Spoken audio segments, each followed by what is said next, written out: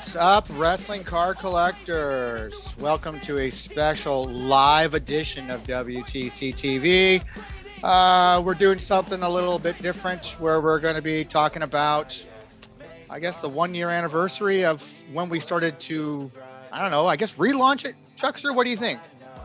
Oh, definitely a relaunch. Yes. Reboot, relaunch. It just seems like, it just was yesterday that we were talking about, do people really want to, see the website being updated when we started doing these YouTube episodes. And it turns out that people really wanted to see, first off, talk about wrestling cards, which was great. But more importantly, people were like, hey, does that mean you're bringing WTC back? Is it getting updated? Because, people know that, it sat dormant for a long time since, early 2015, I think. I don't think we made any updates beyond 2014 releases or something like that. Is that correct? Yeah, 2014 was the last. You didn't even finish out the year. There was only a few in 2014. Yeah, I think we had a couple placeholders in place for stuff that didn't even have checklists added to them, I think. Yeah. And once you decided to do it, once you made the suggestion to do it, I kind of jumped all on it, and I said, "Well, yeah, I'm got plenty of free time now. Let me, if you don't mind, I'll jump in and help a little bit." And of course, you took me up on that. Yeah, I think you became recently retired at that moment, and all of a sudden, of course, we're in the middle of a pandemic, so you can't even enjoy your retirement.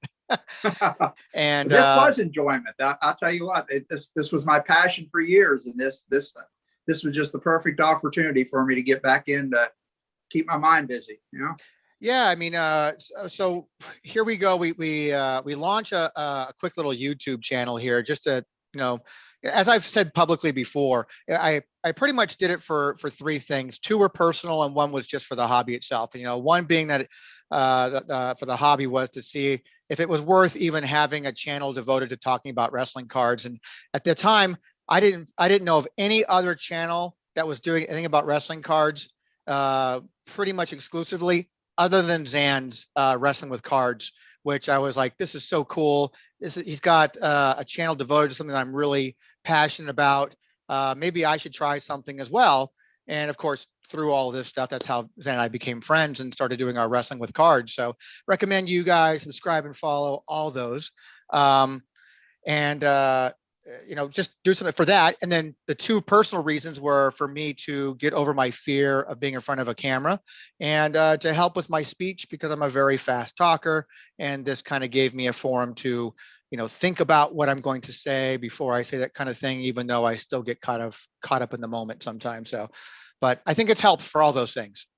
And another thing I like about doing these YouTube shows now, I have known so many of you guys for over 20 years.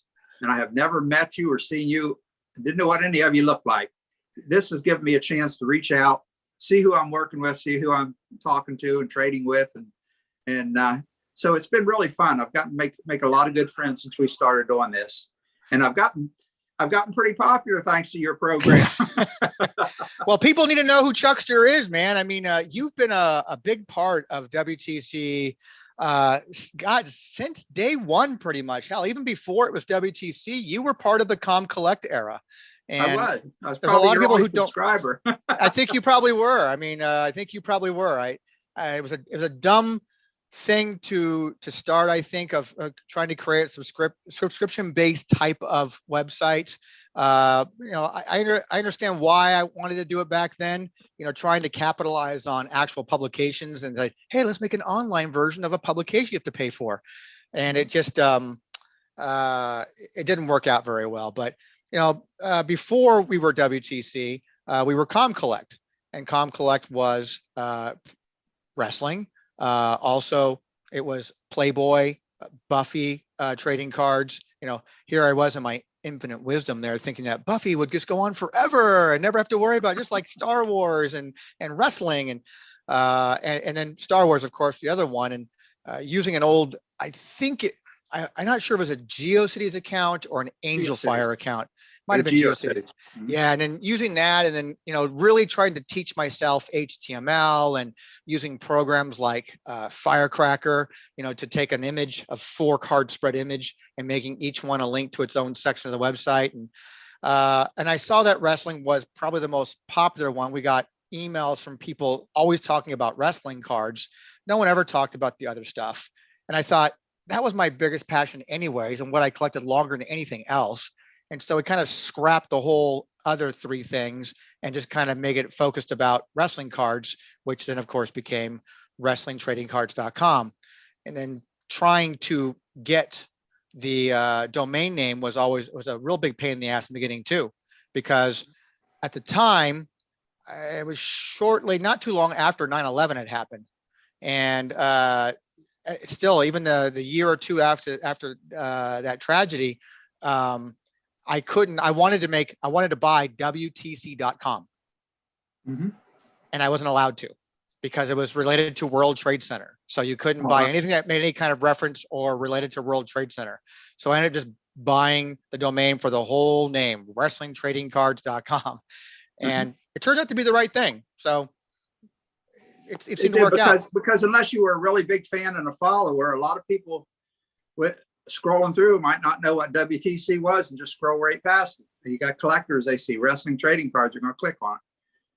I mean, to this day, if you go to a Google search and do a Google search for wrestling trading cards, you're going to find that WTC is usually the top one outside of paid advertising for either eBay or Amazon kind of thing. I think we're still number one. I haven't checked the status yet, but I'm pretty sure we're close. But we've been kind of, and then we did that for a long time, and then of course, for various reasons, we kind of stopped updating. And then, we've had stories and talked about that, and then doing these YouTube channel type stuff. That really just sort of like, wow, I didn't realize there's going to be such a demand, or people were so passionate about, like, is that coming back? Are you guys going to be, does this mean you guys are going to update it again? And it's like, oh no. And I remember David Porto, the co-owner of the site, was like, you realize, I think this YouTube channel just lit a fire in our asses. And the timing was perfect in the sense that here we are in the middle of a pandemic. All hobbies are getting extremely popular, obviously including wrestling cards. And here you are, just starting retirement, and looking for something to do. And you're like, hey, if you need any help doing anything, I'd be, as long as I know how to do it. It's not very techie. I can probably help you. I'm like, well, gathering checklists would be great. And you and I had still kept communicating a little, here and there anyways. And just knowing that you were independent kind of wrestling kind of guy, and seeing that market was really exploding. We've always seemed to be a little bit ahead of the curve sometimes when it comes to wrestling cards for WTC. And it's like, well, people wanted to know more about independent cards, and who better to go ask to come on board than the good old Chuckster. And exactly, that's where we started. And then the same token, I still collected all the WWE stuff that was coming out. Every time a new release would come out, at the time, those boxes were so inexpensive, and I'd buy 2 or 3 boxes of every new release that come out. So I was putting together tons of base sets, parallel sets, insert sets. I was doing it all up until probably the last 5 years. I've slowed down a little bit, but I had tons of stuff. So when it came time to do these sets, I didn't have to do any research. I just pull out a binder off my shelf back here and flip through and just start typing in and using your format and getting it sent in. So it was really not a hard thing for me to get into, to me, it wasn't work. To me, it was fun. It was something that I've just done for years automatically. And to be able to, for you to reach out and say, hey, can you help do this? And had enough confidence in me that you trusted my work, that meant a lot.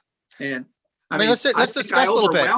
I think I overwhelmed you. In the beginning, you kind of did. You really did, because I was just I was trying to keep up with you as much as possible, because you were just sending so much information. And I think I can't remember if did we tackle the independent stuff first and get that caught up, and then go after the mainstream stuff, or was it the other way around? Yeah. Yes, because the big thing you wanted to do, because Indy was on fire right then, it still is. And you said, well, no place is really featuring them yet, and you'd like to get them out and up front and get those on first. And if I recall, I started with the really early stuff with the Bolas, the Battle of Los Angeles cards, BWG. And the first checklist I sent you was the 2016 one. And I remember the night you posted that checklist. I'm laying there on the sofa watching TV, and your phone rings, and it's you. It's like, hey, the first checklist in 7 years the new checklist has been added to this site. And you were just so excited. And I was excited because I'm like, I put that together. Yeah, I did that for you, you know? And then So we got like, and people paid attention to that right away too, because, and it also blew my mind because people were so, they were following what was going on. Like they were checking the updates and nothing was updated. Nothing was updated. You know, it was a learning process for me too, because I had to teach myself WordPress and how to, build a site in that WordPress format. And, you were like a sounding board for a lot of my aggravation. A lot of times when I was like, I'm pulling the hair out of my head because I just couldn't figure something out, and I take a break and I felt like maybe this wasn't going to happen.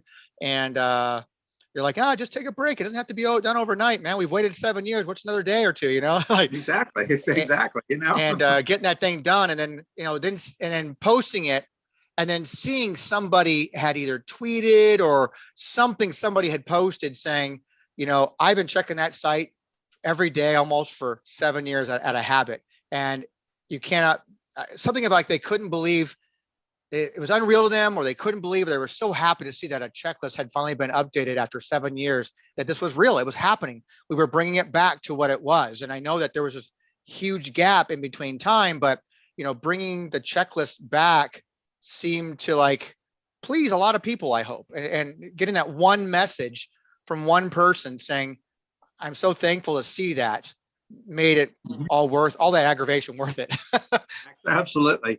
And if I recall, did we not start the updates in May of last year? Is that when we finally decided to get serious about this? So here we are on June 2nd, and we made a couple updates in March, like one update in March, just saying that, hey, it's coming, test. It's kind of like a test post, because the site basically, when it comes to the checklist, and pretty much the checklist, all the checklists for I know for a fact, those are all considered blogs. They're like, those are, posts, as the back end calls them, posts. So like your main page, the main checklist page, the main articles page, the contributors page, those are static pages. They're not blogs, just regular pages. Everything else for the most part is a blog. And so the blogs, I had to test them. How's it look? How's it work? How's it feel? How do all these things happen? And so we did some like a post in March, maybe a post or two in April. But yeah, we started heavy in May, and we did a lot of checklists in May of 2021. Yes, we did. I'll tell you, I hadn't typed so much since high school, and once cut and paste became my favorite friend. I mean, it's just that it started flowing really good, But I mean, tell people a little bit if you can, like, let's just tell some people, like, I know that I'm picky about things and how I want things. And I do have a certain format that I like things to be, that people seem to generally care and like how it's laid out. So my belief is, if it ain't broke, why fix it? And so I'm like, hey, it's not just a matter of like, just here's a checklist, 1, 2, 3, 4, 5, 6, and a name. That's it. There's actually a certain format how we do things, right, Chuckster? Yes, you do. I mean, you definitely have to have, because I think the way this originally started is so checklists weren't massively long in the beginning, and you had it set up so that there was even a little line out from the name where people could print it out and check off the cards they had from that list, which was a pretty cool idea. We still continue to use that format today, although sometimes when we get these checklists done with all the parallels and insert sets, that checklist could be 10, 12 pages long by the time you get it all printed out. But another couple of things that I kind of do, because I know you like the formats, and I try to set everything up that way, but I do a lot more research on my end than people realize before it actually gets sent to you. Because if you go to a lot of sites like Cardboard Connection or TCDB, Trading Card Database, or which are great websites, by the way. They're just super useful and helpful. Yeah, great references for me, because they are two of the sites that I double check my work with. However, the one thing I do differently than them, what makes our site unique, is one of those other sites will have a list of the cards number, and they'll list who they are. Say number 1 in the set is Roman Reigns. Mm-hmm. And you go to any of the other sites, it'll say card number 1, Roman Reigns. But I have that card right in front of me, and I'm looking at it, and it says Roman Reigns wins the Universal title. So that's not what they have, but that's what's on the card. And Yep. I make sure that what is on the front of that card is what's on my checklist before it comes to you, because I know you've told me in the past that many of the grading card companies look at your site to verify cards. Yep. Well, if somebody gets a card in that says Roman Reigns wins the Universal title, and they look at all these other sites that says just Roman Reigns, was that really what it's supposed to be, or does it supposed to say this? You can rest assured that I have most of these cards in my collection, and they're in front of me, and I'll look at it and I'll verify it, and then I'll go to these other couple of sites. I have a few more besides those two, but those two are kind of, as far as I'm concerned, top rate sites. And I'll verify my sets with theirs. Sometimes I'll find things on theirs that I don't have on mine. So that's when I get in and start doing some heavy research. And a lot of times I'll hit up eBay and I'll type in that card and that card number. And I'll get in there and I'll blow it up, and I'll flip the card over and look at it, look at copyright dates. I'll look at year of release. I mean, I just do it. I want to see that card in person, whether I own it or not. I want to see a visual of it before it goes on my final checklist. And then when I send it to you, I also make notes to our other team members, which we'll get to in a minute. And I'll send them emails or texts and say, hey, I've just done this set. That way we are not duplicating everybody's work. And it just makes it a little easier. There was a whole bunch of sets back in the mid-teens, like 15, 16, 14, 15, 16, that had insert sets that were only released in retail, but they were released over a series of 4 sets. Like there was a Ronda Rousey set. Cards 1 through 10 were released in, say, Road to WrestleMania. I might be wrong on that set. 11 through 20 would be released in their flagship. 20 through 21 might be released in Road to WrestleMania. Yeah, different sets. And so when you look at the checklist, what all those other companies put out, they say the Ronda Rousey insert set, cards number 1 through 10, Ronda Rousey, Ronda Rousey, Ronda Rousey, Ronda Rousey. That's all they have. Yep. I have those cards. So I'll say Ronda Rousey attacks Nia Jax, or Ronda Rousey wins this championship. So when you're looking at those checklists, there's been a lot of research go into that before it gets to you. And then you go through and you edit it or check it over and make some adjustments. I double check for typos. Sometimes I'll find some spacing issues and things like that, because nobody's perfect doing this stuff, and it's just and there's probably still errors up on the site, I'm sure we both overlooked. So that's why I always hope that someone will contact let us know that kind of stuff. But yeah, I mean, I do stuff like that, and of course, and I have to format it to work properly on the site to fit, because even though you'll send it a certain way, that we know that that I like to have it and we like to have it on the site, I still have to kind of format it in the back end and make it look the way it looks. But before we even go into the team though, you've said several things already here where you say we and us, and I like that you do that, because I think that people need to understand and realize how important I think and how I feel that I think that Chuckster is to this entire hobby. Okay. And I think that's, I'm very thankful and very grateful for the fact that I have someone like you working on the site with us all the time. And you're basically you're the lead archivist as far as I'm concerned, for the site. And so while we have a great team, they're all great people. So to me, I'm most thankful for really having you on our teams like that and willing to help us out. And I think people need to understand that, we do this out of pure love for the hobby, and it has been since day one. And it's just nice to hear that you say we and us, just like that, because you're very much part of WTC and the legacy that whatever this site ends up leaving from 50 years from now. It is, because it's not all just me. It's not all just you. It's we're getting a lot of questions on our eBay page, but I think maybe we'll hold off on those for a few minutes till we kind of get through our little spiel here, and maybe get into the questions. Yeah. Thanks, Michael. I see your questions coming up. Hang on there. We'll get to them. But when we get to this team, Obviously, another big person in this conversation that needs to be had is Paul and Ann from the Wrestling Card Price. 100%. That man and I have worked together probably for 10 years. I've been helping him. I don't know if it's been 10 years. It's been pretty close to that. Archiving stuff for his site, because when your site kind of went dormant for a while, and he was doing a site where he wasn't really checklisting everything, but he was putting sets together and doing card values and everything. And again, I was the indie man, and I would send him stuff. And I was as everybody knows, I was a big Tops Now fan. And he, up in Canada, he just couldn't keep up with all the Tops Now stuff. So I collected all of that. I think I have every one of them that there is. And so he's got all that. I mean, I even did the pricing for him on a lot of that stuff. And so he was a big help to me, because we would bounce things off of each other, and he'd say, hey, do you have this, or do you know anything about that? I'd do the same for him. He'd say, send me this image, that image. And we really, we kind of kept the flow going until you guys got back on your feet again. Mm-hmm. And then once we got going, and I kind of, as much as I enjoyed doing this, I was getting a little overwhelmed, because I was sending so many checklists to you. Paul popped in, and he started sending in some stuff that he was aware of that I didn't know about. And we decided to bring one more person on board. And I know you and I had even discussed, and I said, oh man, this guy's, if you can get him, he would be awesome.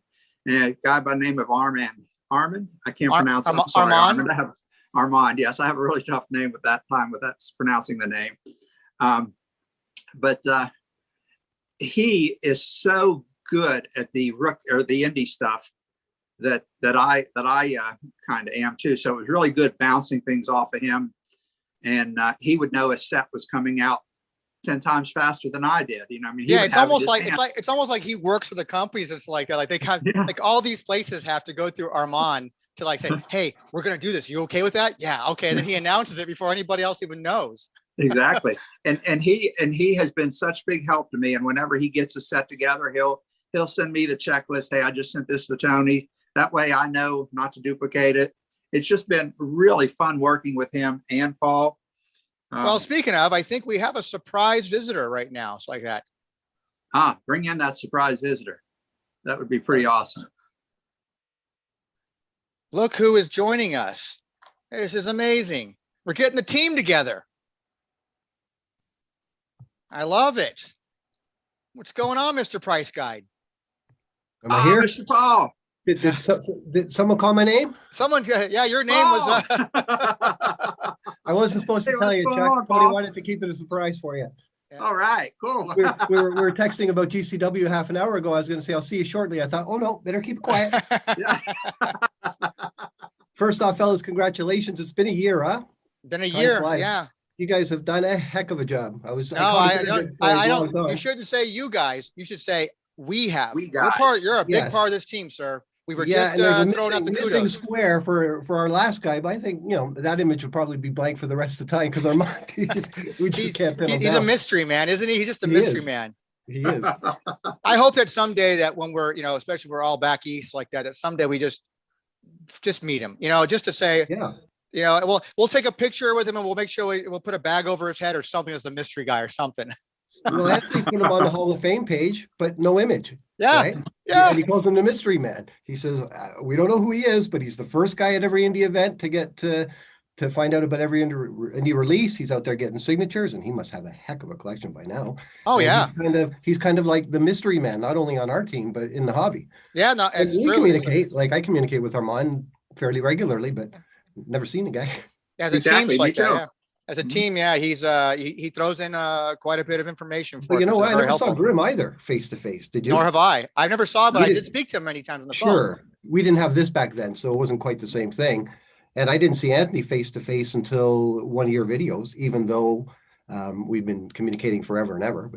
But yeah, same. I had never, hell, the only person from this team I met in person so far has been good old Chuckster. Well, I changed it in less than 2 months now, guys. Yep, it sure does. Chuckster drove to Pittsburgh to meet you last summer. That's right. Yeah. That was a good time. I think you had a good time at that show. I did. That was a ball. That was a big event for me. And I think this one coming up at the end of July is going to be even bigger. think it's going to be a monster. Yeah. it's gonna be fun. We got, Paul and I just wrapped up and we just came out yesterday, as a matter of fact, our monthly recap. We talked about that, what we're got planned coming for the nationals like that. But you want to recap that real quick, Paul? Or Well, I mean, we're going to be doing something on the main stage. It's a bit of an organizational thing at this point, where the company that's looking after all the presentations and panels and stuff isn't actually the national organizers. It's been passed off to a company out of Florida called Rip and Wax, and they're sort of fielding all the requests. And just like the conference itself, that's overbooked. They're getting more requests for people that want to do what we want to do. And they've made it clear to us, because I've been talking to these guys now since going back to September, that we're on the radar and we're not going to be forgotten about, and all the things one would say just to keep me warm, but I still don't have a time. But I believe it's because they don't have the times yet. And I think they're looking forward to us doing our thing there. So hopefully by the time we get together at the end of the month to do the recap, we'll be able to tell everybody that this is the time, because it's tricky. You go to the national, but you want to be there if we're doing something at whatever time, that an hour or 2 hours, because then we might have something afterwards where we go for drinks close by, or get together all the sort of wrestling card heads and go for a meal or something like that. sure. So we're hoping to sort of have more information, but it's in the works, and we're going to be there regardless. And Yep. we're going to have our phones going, and we'll be checking in, and we'll be doing all sorts of things like this, I suspect. Yep. So it's going to be a Yeah, lot if of you're into wrestling cards at the national, expect to be on camera at some point in time. Yeah, exactly. Exactly. Whether it be a short little snippet or something. I mean, I'm just gonna record and send it all to the cloud and go back and edit later. Yeah. But yeah, it's just we're recapping basically the past year here, and talking about kind of the relaunch of WTC, as it were, and getting things. And it looks like we've got 3/4 of the actual core of the team here. It's like that, which is great. And Well, Tony, there's a name that we almost forgot to mention, and it can't go without mentioning, because WTC wouldn't be where it is today without this man. And I'm talking about Mr. David Porto. Absolutely. correct. Yeah. And unfortunately, David he and had you the were like invite. the beginning. He had the invite to be here. It's like that, and unfortunately, life interferes, and he can't make it. I mean, maybe he'll make a surprise. I don't know. But yeah, he was. The site started with just me. The whole thing was just myself. Matter of fact, if you go back to ComCollect days, it was me and my good friend Mark Reed. Mark Reed used to help me with the old ComCollect stuff. When it became all about wrestling cards, he helped in the beginning a little bit because of the stuff we had done for ComCollect, but I was just going through and archiving my collection. That's all I was doing, just archiving what I had. And that's where it went from there. And I purposely didn't tell David, this is a cruel joke. I purposely didn't tell David that I had done this at all. So I wanted to see how long, because he's such a researcher. I mean, that guy can go out and research like no one's business. And I wanted to see how long it took him to find out, hey, there's this website all about wrestling cards. You got to check it out. And it was about, 2-3 months. They went by before he finally came and hit me up. And I played dumb. I really played dumb. And I have no idea why I did this stupid prank. I'm like, oh, that's amazing, man. I don't know anything about it. Nice. And then for the next year, I let this prank keep going and keep going. And I finally just said, hey, I took control of the website. The guy who ran it was some kind of college student dude. And it just blew up into this whole, I finally just came clean with it. He goes, man, why don't you just tell us in the beginning, man? Like, I just wanted, I don't know why. It just became like this ongoing joke. You just didn't know when to sort of get the punchline in there. I didn't know when it was a good forever. time. Yeah. So, and David had a lot of free time in the evenings, even with his job. He was doing a lot of the scanning and editing of all the images while at work, working graveyards as a probation officer for a youth correctional facility, and he just, a lot of what WTC grew in the mid 2000s up until 2014, of course, was all because of David. I mean, even at the point, it's a lot of work. You guys mentioned that earlier. Like it's time consuming, and luckily now Chuck's retired, so he has more time during the day, and my office is at home. So I'm in real estate, so I have big chunks of time during the day when I multitask, and I can sort of do wrestling cards and do music and kind of do all three at once. And but I was looking at the WordPress stuff today for WCP, the price guide site, and there's like 600 posts or something now there. Like that's a lot. Like I remember for the longest time was just a couple hundred. And the amount of sets and stuff that we found, particularly in the last couple of years, particularly with the indie stuff, the foreign stuff, And, it's all there, which is great. There was a time where we couldn't hope to have such a sort of depth of product like we do on there. And then there's very little that we're missing as far as I know. Yeah, it's just, it's amazing. Even in the early days when I first started doing it, I thought that I had everything, Yeah. and I go, oh, I've got everything. Then you find some obscure, card set from wherever. And then, like, oh, okay, well, I add it. Now I got everything. Then you find something, now I got everything. And like, no, this has been around for like the last 10 years. You just didn't know about it. It's like either be international, even domestic stuff. We would find these, like, what is it, the Unbeatables or whatever it is. Yeah. Yes, the Unbeatables, South. 1993, 1993. Mid-South, yeah. Yeah, who would have known anything about that until, like, just doing an eBay search in the late 90s, early 2000s, all of a sudden you find it, you go, holy crap. I had that set out the other day and was posting some shots from it on Twitter, because a couple weeks ago, one of my favorite characters, Chris Jericho, has reinvented himself once again, and he calls himself the Wizard, and I love that. I mean, I want to be the Wizard. I'm the Wizard. Chuckster the Wizard, and he throws fireballs at people, and he just throws fireballs and claims I'm the Wizard. Well, the Mid-South set has a fireball trading card. So it's the Fireballs rookie card. There it is. Yeah. which His brings first me and up only to a appearance. question, which brings me, I'm there's getting so much conversation. I can't kind of avoid it now. Everybody on here now, and I don't want to get into a long discussion on this because I hate even discussing it. Before we get in this topic, Yeah. I have a couple more people who want to join the conversation. Oh, bring Bring them 'em on. on. Bring them on. Hey, the Alliance. So we're getting an alliance together here, aren't we? We're getting people jumping in. Oh, nice. I love this. This is great. Well, Everybody wants to talk wrestling cards. It was supposed to be just you, and then Tony said, let's surprise Chuck, and there's more of us. Would this be Well, Mike? I had to give I don't know what part you started listening to, Paul, but I want to make sure that it's very important for me to make sure that everybody gets acknowledged for what they've put into WTC. And Chuckster is he's my lead archivist. He's the lead checklist guy. It's like that. And I know that I know you and I have talked before. Hey, Chuckster needs to have a little bit more love, and people need to recognize, understand that this guy is super important. So. Look at it, Husker Habs. What's going on, buddy? Hey, what's up, Anthony? Hey, Anthony. Not much. Hey, I just gotta say, and a mega thanks to Chuck for everything that he's done, especially in the past year. I know just from me rebuilding my site, I'll text him at 11 o'clock, 12 o'clock at night, give him a, are you up? And I'm sure I'm sure he's probably gotten tired of that, but there's questions that come up from time to time, and he always gives me that input. And I just want to tell him from the bottom of my heart how thankful I am to have him as a friend, how thankful we are to have him in the hobby. And, I know over the last couple months, there's been a lot of, I guess you could call it dissension or whatever in the hobby, but Chuck, I think first and foremost is one of those guys that has done everything that he could to remain positive, focused, and do everything to promote this hobby. And I just can't say enough for him as an individual. And yes, that's your site, Tony. I love you. I'm looking at our other guests we have here now. Okay, cool. But I just wanted to give that shout out to you, Chuck, and just tell you how thankful I am and how important you are. And I know sometimes you don't get those accolades from all of us, but believe me when I say we are very appreciative. Thank you, Anthony. I really appreciate that. It means a lot. Hey, Mike. That's why we made the card, Chuck. What's going on, guys? Hey, Mike. 1 year and counting, baby.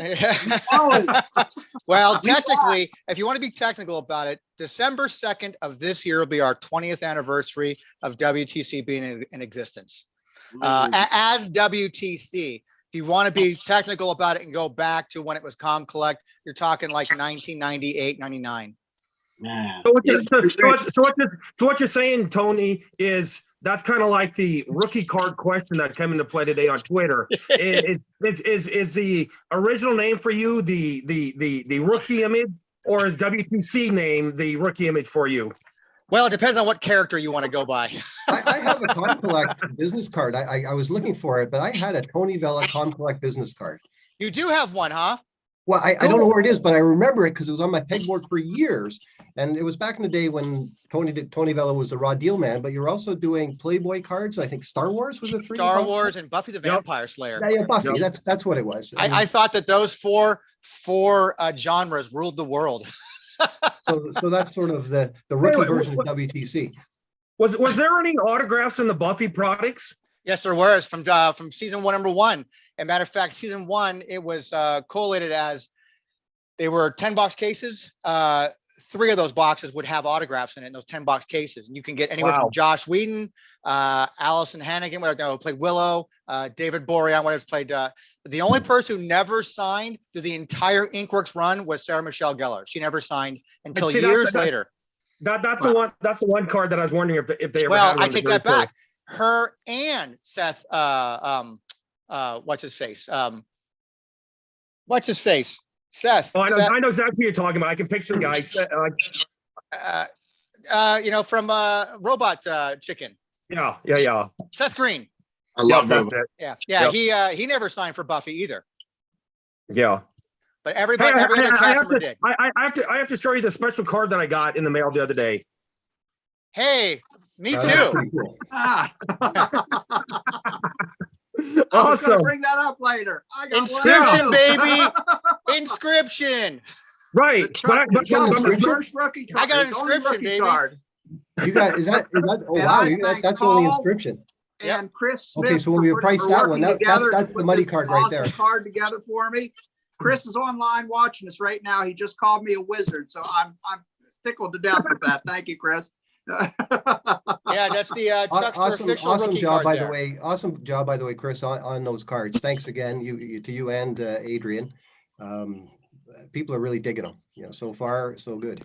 Yeah. And Tony so has the only autograph card that has an inscription on it. Tony, you got the only it says inscripted the card. Slam Dancer. That's the money card, Chuck.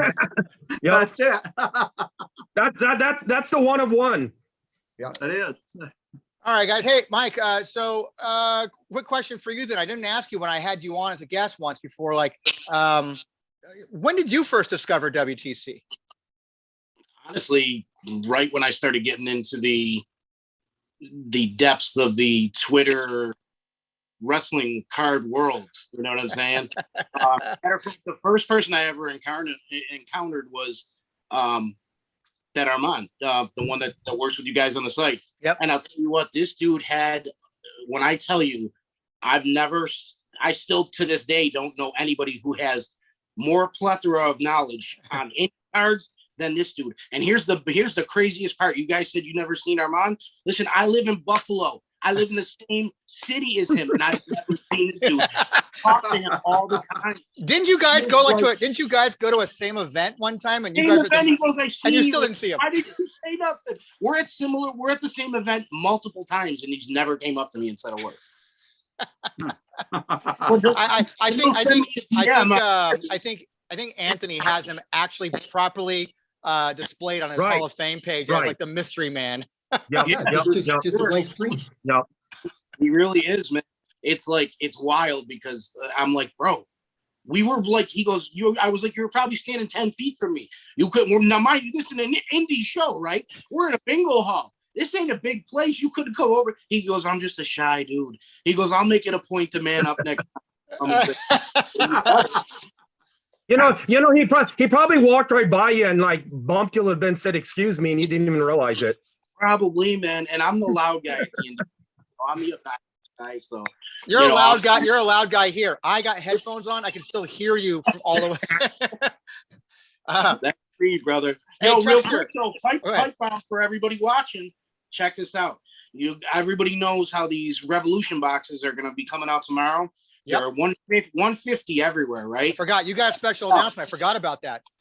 Go to my homie's webpage, cardsinfinity.com. He's got them for $129.95 a box. $20. Nice. You spend $250 or more, free shipping. Nice. Look at that. Crushing the game. He's crushing the game. Most honest dude I've I honestly ever come across in the card game too. You can find a box for $129 on eBay, but You don't know what that person, you don't know if they ripped out, 4 boxes and got all the autographs out already, because it's one per every 2 boxes. This is a reliable, reputable dude. He rolls dice to see what box you get. Very cool guy. Check him out. What was that guy again? Cardsinfinity.com. His name is Chris Justice. He's Nice. actually the first dude to ever break live boxes, like ripping chips on YouTube. Wow, nice. Wow. Yeah. Very That's cool. incredible, man. Well, Yeah. guys, check that out. Anybody listening right now, go check that out, man, and take advantage of that great deal. For sure. It's a banging deal. What do you think, Mike, about Chuckster, this you next said one? we had some questions. What do we have? Yeah, and the question is a debate that's been going on forever, and I don't want to spend a lot of time on it because I hate this debate. But there are so many people wanting to talk about indie versus legitimate cards as to what is your rookie card. Yeah, this And is a I hate- debate I that we hate the could rookie we could card all have our discussion. own opinions on this. We really could. And we've had Mhm. conversations about this. We had a whole and episode over. talking about rookie cards. It's never going to be settled. It's going to be whatever anybody wishes it to be. And bottom line, it's like, who really cares? Yeah, If it's a value aspect, the market will always dictate that. If it's just from a collecting aspect, who cares? Just collect because you love it. Exactly. And Exactly. I like the first appearance designation. And as it so happens, that's what Anthony calls his rookie card. He says, the first time I see someone on a piece of cardboard, that's their rookie. Now, Yeah. that's obviously the discussion, but This is a true Here- first appearance. True First rookie. appearance. Exactly. I You can't argue agree. that. The only can't argue appearance with there it. will ever be, but I mean, I know that this conversation is being talked about now mainly because of the MJF, thing Right. with his new pipe bomb and stuff like that. So it's causing commotion in our hobby. Like, Well, oh my a God, bunch of 2018s came out at around the same time. So the Sure. question was it the Lindemann one? Was it the limitless which is, one? we can have Was this it the all-in conversation like, one? why is You Brock know. Lesnar's card more valuable from Royal Well, Rumble when we had a Roberts and look at SmackDown the as well? 95 Panini Triple H's. There's 4 in that set. Which one is the rookie? The first one. So it's never clear cut. But at least with first appearance, you can settle Andre, you can settle Hogan, you can settle Rocky, you can settle Stone Cold. You Hey, can we put got someone another great. guest. Who do we got? oh, all right. Yeah, this is turned into a great show. Well, wait till we do the 20th anniversary or the 20th anniversary show. Oh, Jesus. I don't even know what we're going to do for that. It'll be like But- Hollywood Squares. It'll be like 15 of us. I feel like I should be wearing a mixture of Card Foundation podcast shirt and a Hey. WTC shirt. But we got Johnny from the Card Foundation. How you doing, buddy? All What's up, right. boys? Yeah. We're just Congratulations. we're just sitting here talking about 1 year from the relaunch. And Awesome. any comments about this past year and what WTC's brought for you? I mean, it basically helps our show every single week.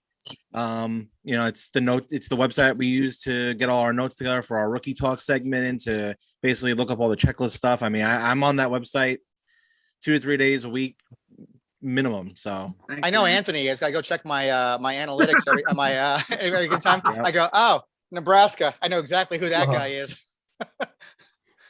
I have to use that as a resource when I'm updating my pages. It helps to be able to have stuff to bounce off of.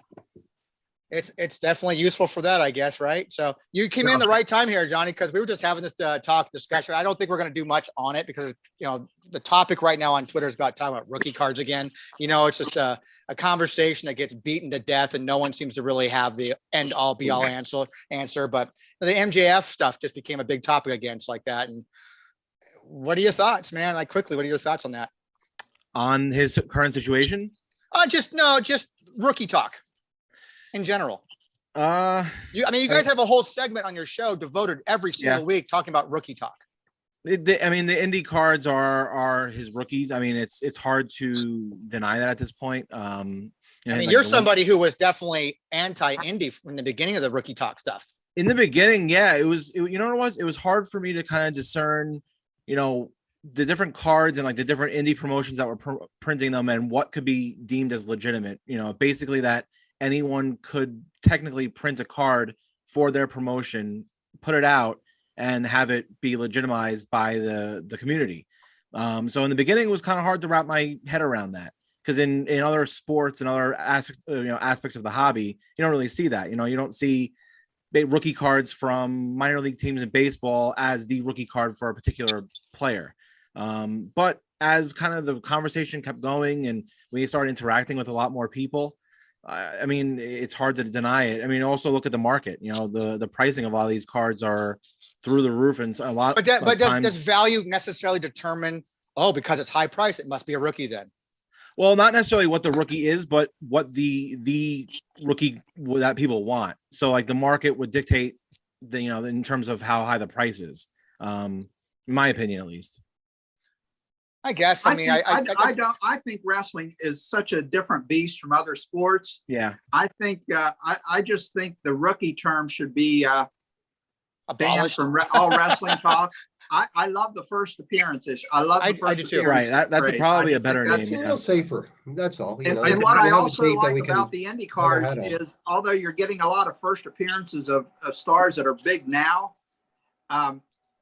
Mike, I don't know if you know me that well or not, or Johnny. I'm sorry, you don't. Either one of you probably don't know me that well, but I have. Everybody knows the years ago, slam dance or chuckster. I've always been a completist, and with the rise of all the parallels and inserts, that went away for me back about 2015 or so. So when I buy an indie set, I can have that completist feel to it again. I can buy a box and I got everything that belongs to that set. I'm a completist once again, and I enjoy that. I love the thrill of the chase, and I love getting these indie sets because they're just so rare, and the people that make these are unbelievably cool to work with. Obviously, Brian and Chris are the number ones in my book as far as I'm concerned. The young lady that I don't know that she makes the cards, but she makes them happen is Kim from Ignite Wrestling. She is a fantastic person to work with, and she will help you. She'll answer questions, and she gets back to you immediately. She's just I like right on I top think she of it. runs the whole thing, Chuck, because I I remember think she does, yes. Yeah, Mhm. it's not just the cards. I think the whole thing is hers. The whole promotion. Yes, she does, yes. Yeah. And the people that ran Shakara are still in business, even though they're not doing shows anymore. They get back to you within a half an hour. And It's so the best all customer of these service I've people that ever make the experienced. cards and run these organizations are just so helpful. And I think that's great, especially for our site, because with me doing checklists on the indies, I reach out to them a lot of times and say, hey, do you mind answering a few questions about this set? What's the print run on this set? What year was it really released? Who, you know, and they give me all kinds of little tidbits of information, and I really appreciate that. And I always make sure Tony, you know, references that in his story, on his checklist notes at the bottom of the page. Like, this information was provided by, and I love it's just great, you know.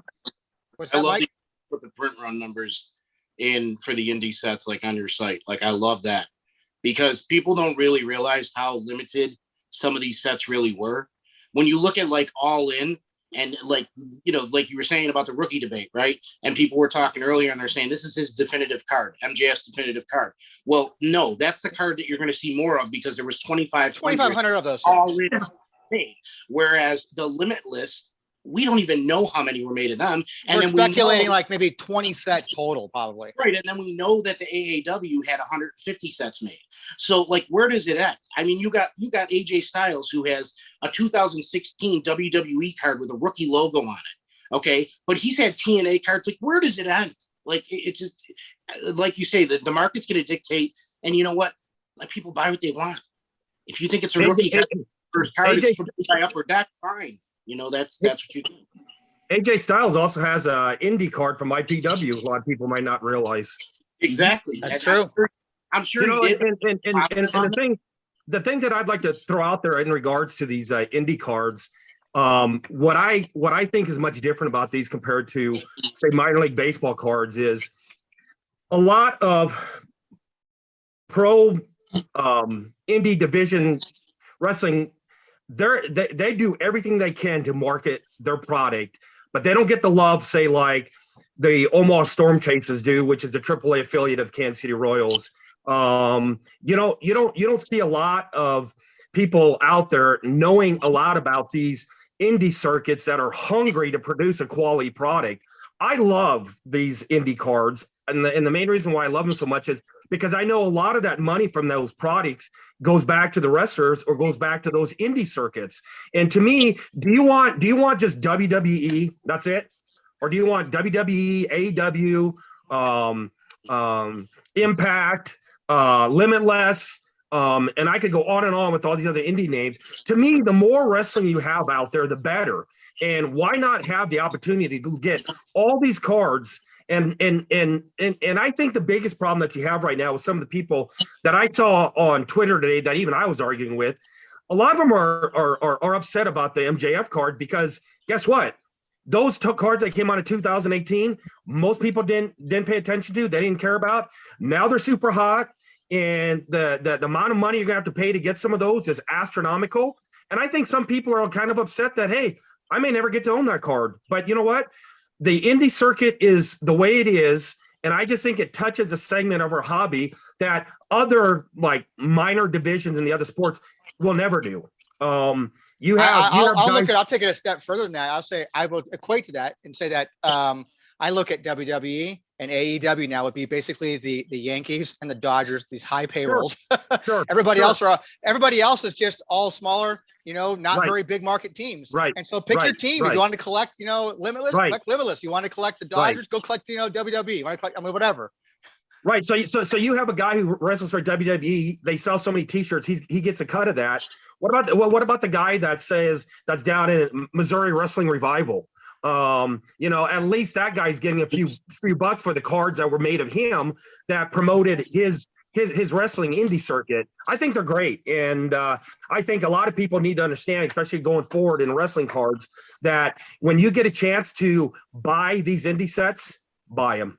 Yeah. If you're a supporter of your local independent promotions like that and they have cards there, buy them. Oh, the GCW Deathmatch cards, the Volume 2 Deathmatch cards came out about 4 hours ago. I got And these I in the mail suspect today. that they're going to be gone soon.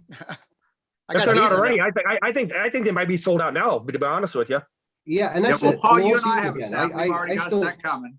And Anthony, I got a Awesome. hold of you to let you know they were out. Yeah, Yeah, I already bought a bundle of those. I missed the first Deathmatch. I Caleb didn't even just found know they one, were but I could never get them again. What was that, Mike?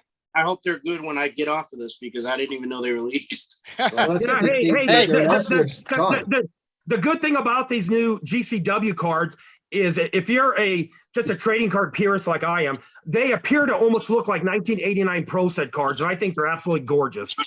Love them cards, yeah, the overlook cards, yeah, for sure. Did you go pick any up, John?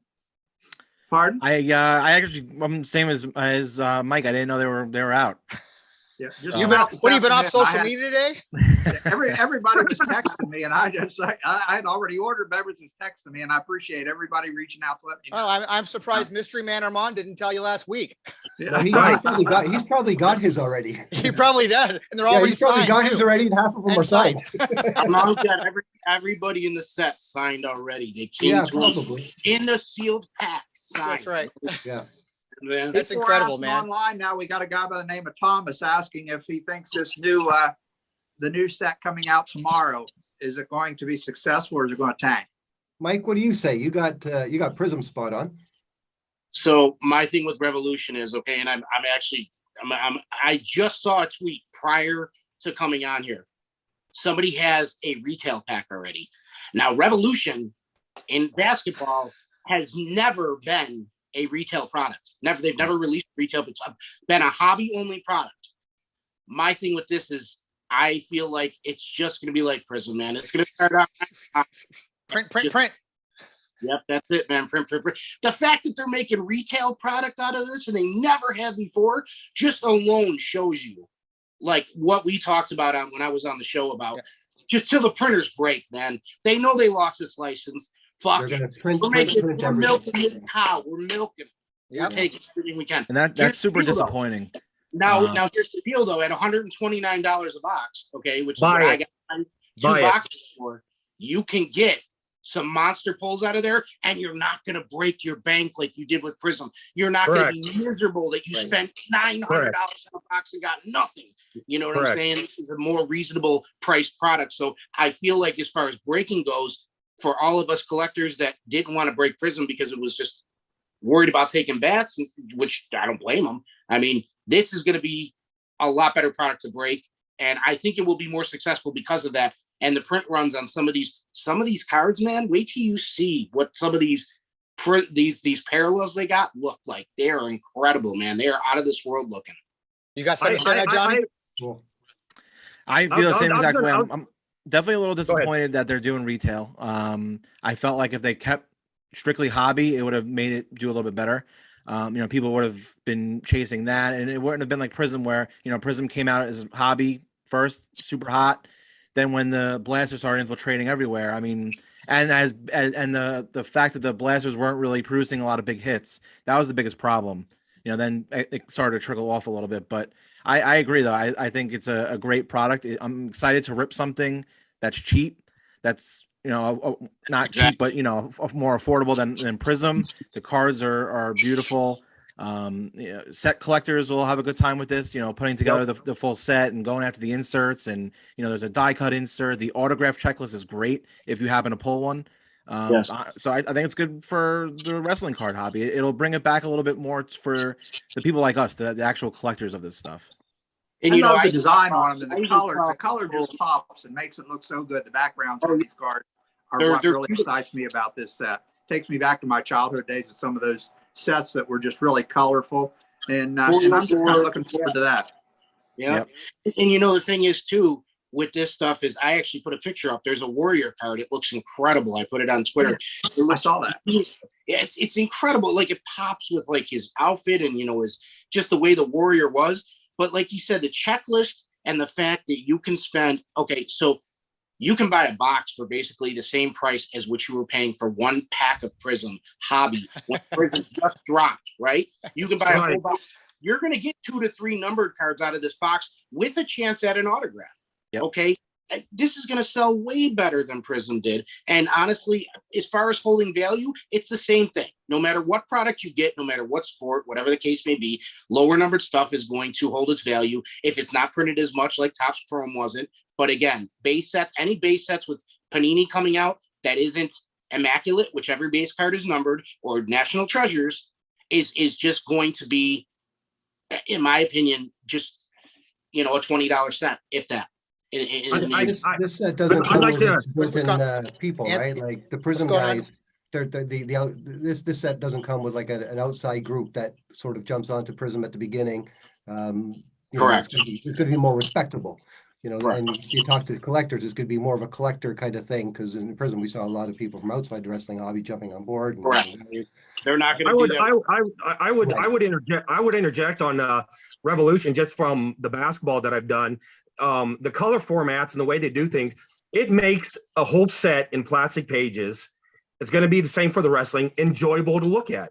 When I got the Prism, and I put all the Prism in pages, and you look at it, it all kind of like runs together. There's nothing really special about the design of the Prism cards. The one card kind of looks like the other. They all have the chrome finish, yada yada. But then you go to Revolution, and I think people are going to really love Revolution from wrestling collectors more than necessarily the other fans that are in our trading card hobby, because there's so much pop to some of those pictures and some of those cards, and that's what the wrestling collectors like more than anything else. They like cool stuff, and I think Revolution is going to be one of those products that a guy's going to be like, hey, yeah, I can get a box for $150. I can own this with my kid. Look, I can find some real cool looking cards, put them in plastic pages. And at the end of the day, they're very happy that they bought it. You can't say that same thing with a lot of the Prism stuff, unless you're one of these lucky guys who got one of these Prism out of the very get-go, got a 1-on-1 and made $5,000 or $6,000 off that product.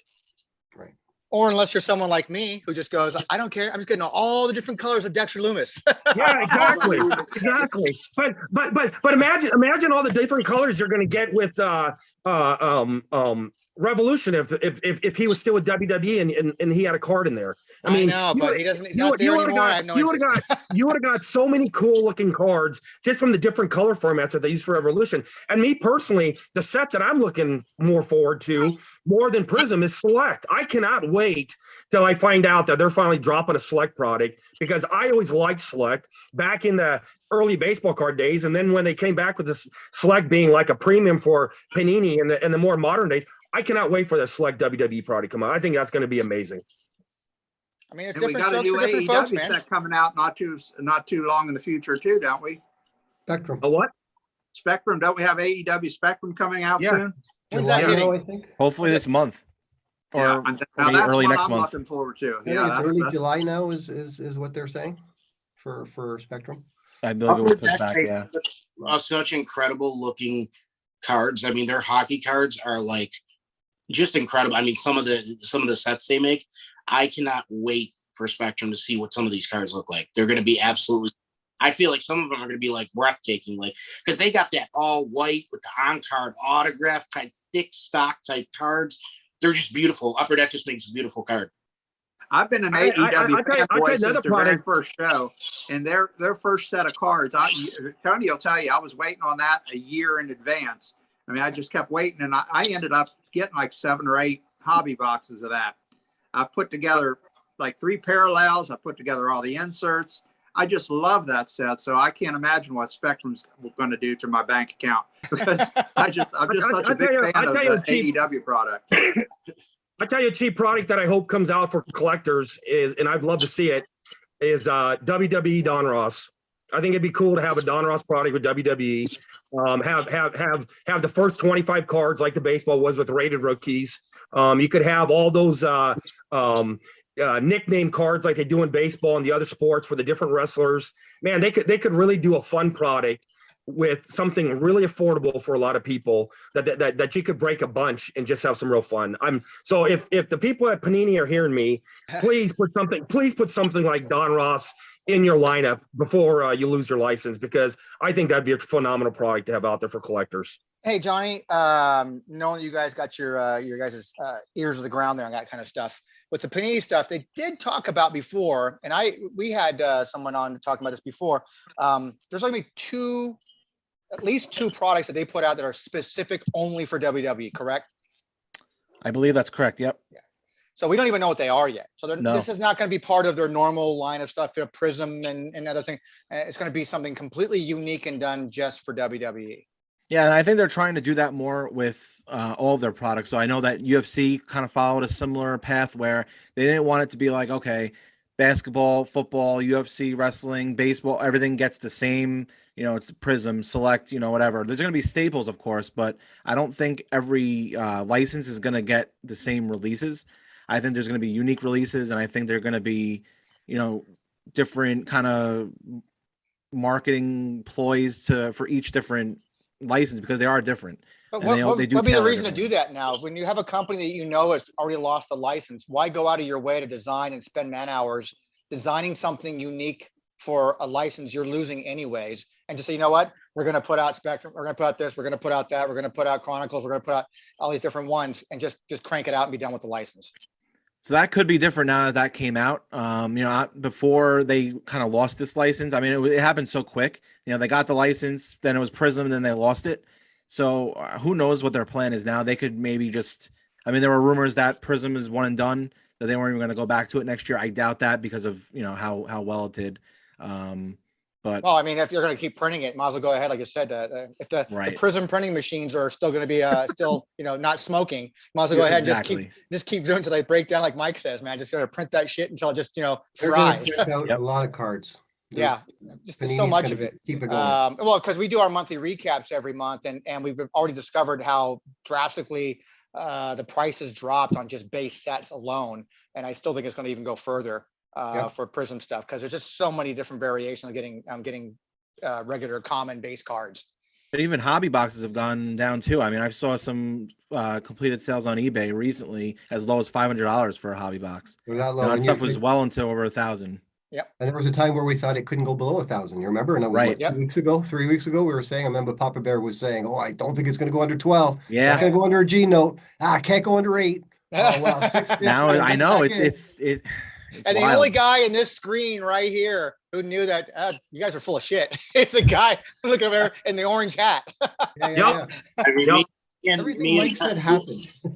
Me and Peck, we've been DMing for just a long time about it, just the Prism in general. And I said to him, my estimation of where these hobby boxes were going to end up landing was anywhere from $600 to $700. And we were almost there 3 weeks after it drops, 2 weeks Right. after it drops. And I go, and he just keeps, every day he's sending me a message. It's at this price now. It's at this price now. I won't go by eBay completed listings. And I'm going to tell you why I won't go by eBay completed listings. Because people on eBay are scumbags, some of them. They buy an entire kit. A lot of them are. Tell us how you really feel, Mike. Go No, hold back. You know, I got no, I'm not going to hold shit back, bro. So here we go. So they'll buy a case, right? And let's say in that case, they grab these boxes and they get, let's just say, 2 golds out of the 8 boxes they ripped. The rest of the boxes are going on eBay. They ain't going to have the hits. The case hits are gone. You know what I mean? So people know this, and that's why people pay. That's why these boxes sell for way less on eBay. And that's why people pay way less on eBay, because you have run a very big risk of having the case hits already gone. And that's why you'll see a lot of people, how many they got available, their quantity available. Okay, how many come in a case? 12 boxes? Well, this dude's only got 7 boxes for sale. What the hell happened to the other 5? What do you mean? He ripped them and took the case hits out, and now he's dumping off the rest to recoup his money. Yeah, go check out his other listings and see what else he had. If he started listing, these golds, yeah. Right, exactly. And that's why, when I say my boys got him for $129.95 for the Revolution, he's a respectable, trustworthy dude. You'll go on eBay, you can buy one for $130, but you have no idea what's going to come in that. There's only 4 autographs out of a case. There's 8 boxes in a case. You know what I'm saying? This guy gets. Not like we're talking quantum physics here. 2 or 3, right? It's just, yeah. No. Somebody said up on the chat right now, just said they ended up getting 2 hobby boxes of Prism from a hobby shop selling for $499.99. So under $500. Yep. There it is. And Anthony, we talked about that a month ago. You should ask them if they broke them yet. I'd be curious what they were able to pull out of them. What they pulled out of them, right? Yeah. Yeah. So if a guy who asked that question, Right back and let us know if you pulled anything worthwhile out of those 2 boxes. if Just you cracked them curious. or you're sitting on them, I'm not sure. And I'm not trying to bag on the product, but I'm just curious what they're actually pulling out of those products now. Especially hobby ones, yeah, because you're not getting anything out of retail like that. I mean, you should know for firsthand you spent $50 on 3 packs and got absolutely jacked. But I had to do it to say I at least open one. You know, and I opened 3 and I about vomited because I thought to myself, God, what a waste of $50. Yeah, he said they're still all sealed. They're all sealed. Okay, gotcha. But if you do open them, let us know. Post in the comments like that, or put it on Twitter. So yeah, let us know what you got, what you pulled out of it. We're interested in knowing. But yeah, we kind of got it really far off topic here. The anniversary, so it's okay. Yeah, we're supposed to be talking about the website. But first year. So I mean, did you guys ever, anybody besides Chuckster and Pulse, and Anthony? I guess the 2 guys are on here, Johnny and Mike. Did you guys ever use WTC prior to the last year? Honestly, I really, like I say, I didn't even know about it until Armand kind of shot me in the direction, which was, it was before a year ago. Yeah. I did. Yeah. I would say I've been talking to him for about 2 years or so. So yeah, it was definitely before a year. I'm gonna tell you, the website's incredible. It's easy to navigate. Everything's listed, by year and alphabetical. You guys have done an incredible job with it, man. Just it couldn't honestly be better in my opinion.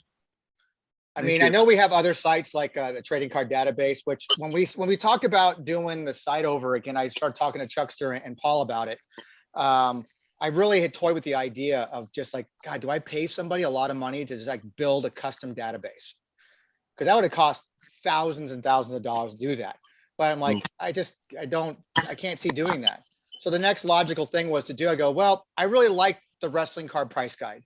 It's a great resource. It's an amazing website. It's laid out very easy to navigate myself through. I want to make it like that. And I start talking with Paul going, I want to do it like this. Are you going to be offended if I even use the same template that he uses for his site? Because that with WordPress, you get thousands of, plugin type templates you can use like that. I'm like, his works just fine. I can't take credit for any of that design. Just by luck, my wife's a WordPress designer, and she's very, very active in that. So yeah, and here I am pulling my hair out of my head, trying to figure out how to do so. I go, can you get your wife to help me? No, you can't afford her. No. Like, all right.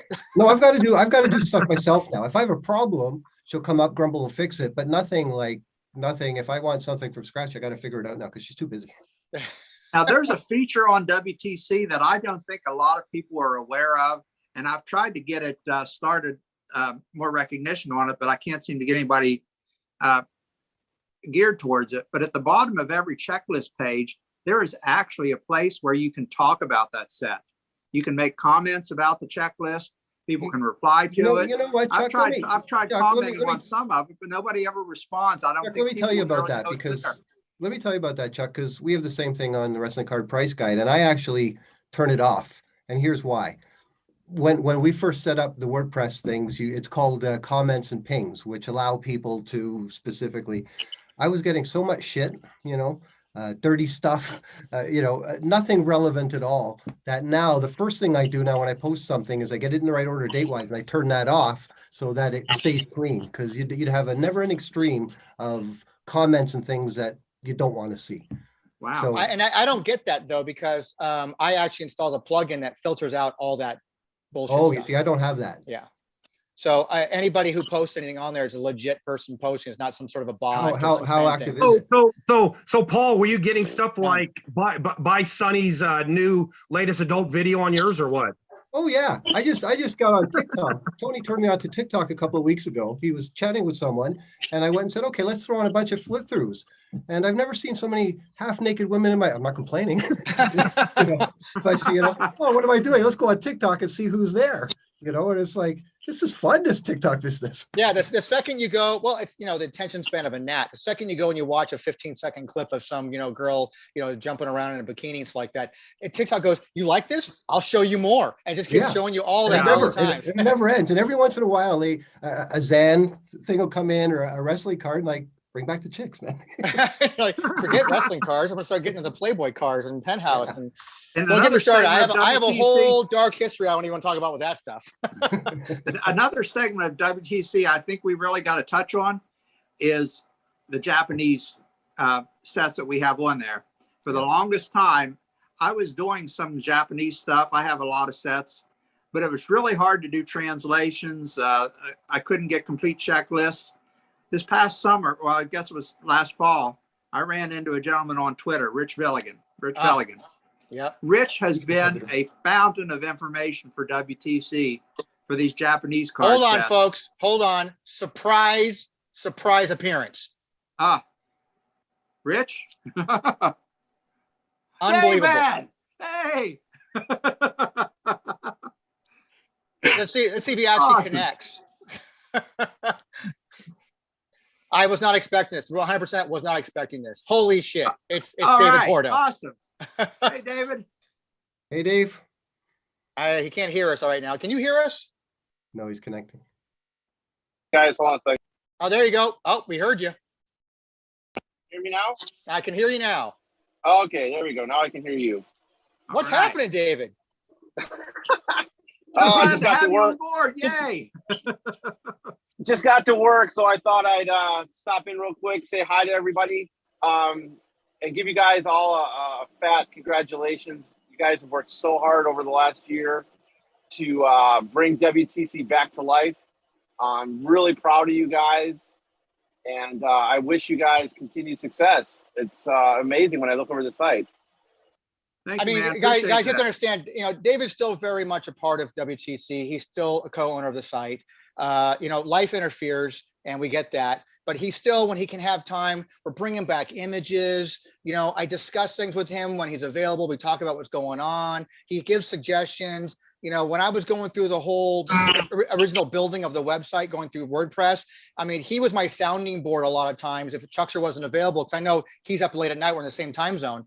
I would go to him like, dude, I'm losing my freaking mind trying to figure out this stupid WordPress thing, trying to do this, that. And just talking to him and having him go like, well, what about, have you tried it? Like, and he's not the tech savvy guy. Okay. He's not the tech savvy guy, but just talking to him, like, holy shit, David, I just figured it out. Hold on. I think I just figured it out. And just talking to him helped me get through some of the stuff to fix it. Well, the Man, I site feel turned your out pain great. for what you did all those years, man. I think I've kind of picked up some of your slack, and I'll tell you what, I don't know how you did it. It's crazy, man. You know, it was so rewarding because when you find something you're looking for and you're doing the research and you find the answer, it makes it all worth it. I don't know how else to describe it. I mean, you find it, I'm able to put it on the site. People are able to use that information. That was the reward in it. So that wasn't stressful. The stressful part, honestly, was cropping, editing, and adding images to the site. That took so much work. Yeah. When you're doing a set that's, but some of those TNA sets, some of those later top sets were what, 1,000 cards? Yeah, that was brutal. Hey, I don't well, miss it. I don't miss we will that. now introduce you to Panini and Prism. Well, the David, good news is I'd I'm like not to say, buying them. So David, I'd like to not- say, because we've never had this opportunity to give you a thank you for all your work way back in the day. The hobby owes you a debt of gratitude for all that time that you and Tony spent in the early days, getting all those checklists during the Fleer era, all that stuff. So thanks for all that work that you put in. oh yeah, you guys are welcome. Like I said, I loved it. It was I was in love with that site. I mean, to be honest with you, that was like my girlfriend for a long time. I was just so busy with it. And I was blessed at one point. I used to work at night and I would log into my computer from home at work and would just be able to crop, edit, do all the stuff I needed to do. And so I had plenty of spare time or free time to do stuff. And I was getting paid. So that made it even better. But yeah, like Tony says, right now I'm just so busy. I feel bad that I can't contribute more than I do, but I feel like the site is in really good hands. As Tony calls you guys are all a team and you guys are doing a great job. And when I do jump on the site, I spend half my time just going, wow. First off, the site looks amazing. I love how modernized it is. Okay, that really, I love that. I love the fact that people can interact just on the site, you know, with the comments and whatnot. The other thing that amazes me is the amount of sets that have come out. And I've been listening to you guys on and off since around, I don't know, 6 o'clock. And I gotta agree with all of you guys that are talking about the indie sets. Those are my favorite sets to collect. I haven't collected indie in a while, but still, I'm amazed by all the sets that have come out and the fact that you guys have been able to catalog all that, get it out there, get the images out there. I'm so impressed by what you guys have on the site and how you brought it to the forefront for everybody out there to see in the collecting world. I think it's amazing. So, Well, it was a focal point for us to do that because when the site started coming back after you and I, it was just David and I did that first WTC TV episode and we posted it. People were super excited about it. And then David's the one who goes, dude, you know, you just lit a fire under your ass, right? And I'm like, yeah, kind of. But the focus really was like, I want to get the indie stuff done because if grading services are using our site to authenticate things, that's such a growing market right now. Like we all know WWE's, but at the time through Tops, we all know now that who Upper Deck is and making AEW cards. But these independent cards that kind of get thrown under the rug, they need some validity. They need to be recognized. You know, acknowledge them. They got to be done. And here we are now. I think grading card companies are starting to kind of, hey, we need to go ahead and authenticate this. So this stuff is legit. We got it, and WTC has it. And that was the first thing we focused on. Imagine if you would, if the indie market was as hot as it was 5, 10, 15 years ago. Can you imagine a Ring of Honor set that would have the John Cena, Brock Lesnar? Oh my God, the number of people that was in Ring of Honor back then. Imagine what that set would be like today. I just think the indie sets are just not even the tip of the iceberg with everything that's going to be coming out for the next 5 to 10 years, because you talk to any of these guys and there'll be weekends where I'll sit on Facebook and I will email 20 to 30 different indie circuits, and that's not even including the ones that are overseas, asking them, when are you getting wrestling cards, or how soon are you getting wrestling cards? And they all say the same thing: as soon as we can get something put together, we're going to be bringing wrestling cards out to the market. Because we've talked about before, because these indie companies have small budgets, and it's a very, very cheap and an effective way to market yourself is just make a set of trading cards. Yep. I mean, you're making them, you put them out there, and you sell them. So you're recouping your, whatever your investment you put in, and it's advertising.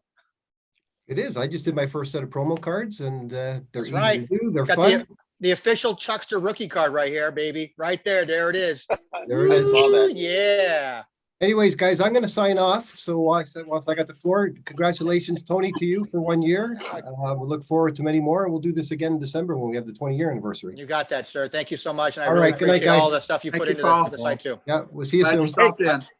Hey, with that said, I'm gonna step out also. Mike, give me a call. I've been waiting for you to give me a call. So call me. I'm available. I'm just downstairs in my store. Hey, and to celebrate the 1 year anniversary, I want to tell the relaunch. Well, but you know what I mean. I want to tell the first 10 orders that I get in my store that mentions 1 year anniversary, I'll waive shipping for them. Oh, free shipping. Look at you, man. Nice. So Nice, anyhow, thank you. hey, yep, you guys have a good night. And Chuck, thanks for everything you do once again. You're welcome, Anthony. Thanks, Thanks, you for Anthony. your help. Yep, later. Bye. Bye. And then there were 5, 4. And we're still here. We're still here, man. I do appreciate that. Yeah, we gave a lot of kudos to Mr. Chuckster here, and I want to make this bring this up too. So in the beginning here, we talked about, and Chuckster had some real reservations about doing what he does because he thought he was going to upset David, and I had so I had to talk to David about it, and David goes, "Are you kidding me? Thank God for Chuckster."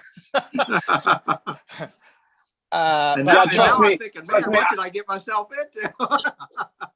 Trust me when I tell you, when he told me, I wasn't offended. I'm so excited that you're able to help Tony because I just don't have the time. And if it was gonna be put on me, the site would not be where it is today. Chuck here, thank you so much. Don't feel like you're offending me or you're doing anything that would upset me. I love the fact that you're able to help. I love the fact that you can get Tony that information and get it out there to all the collectors.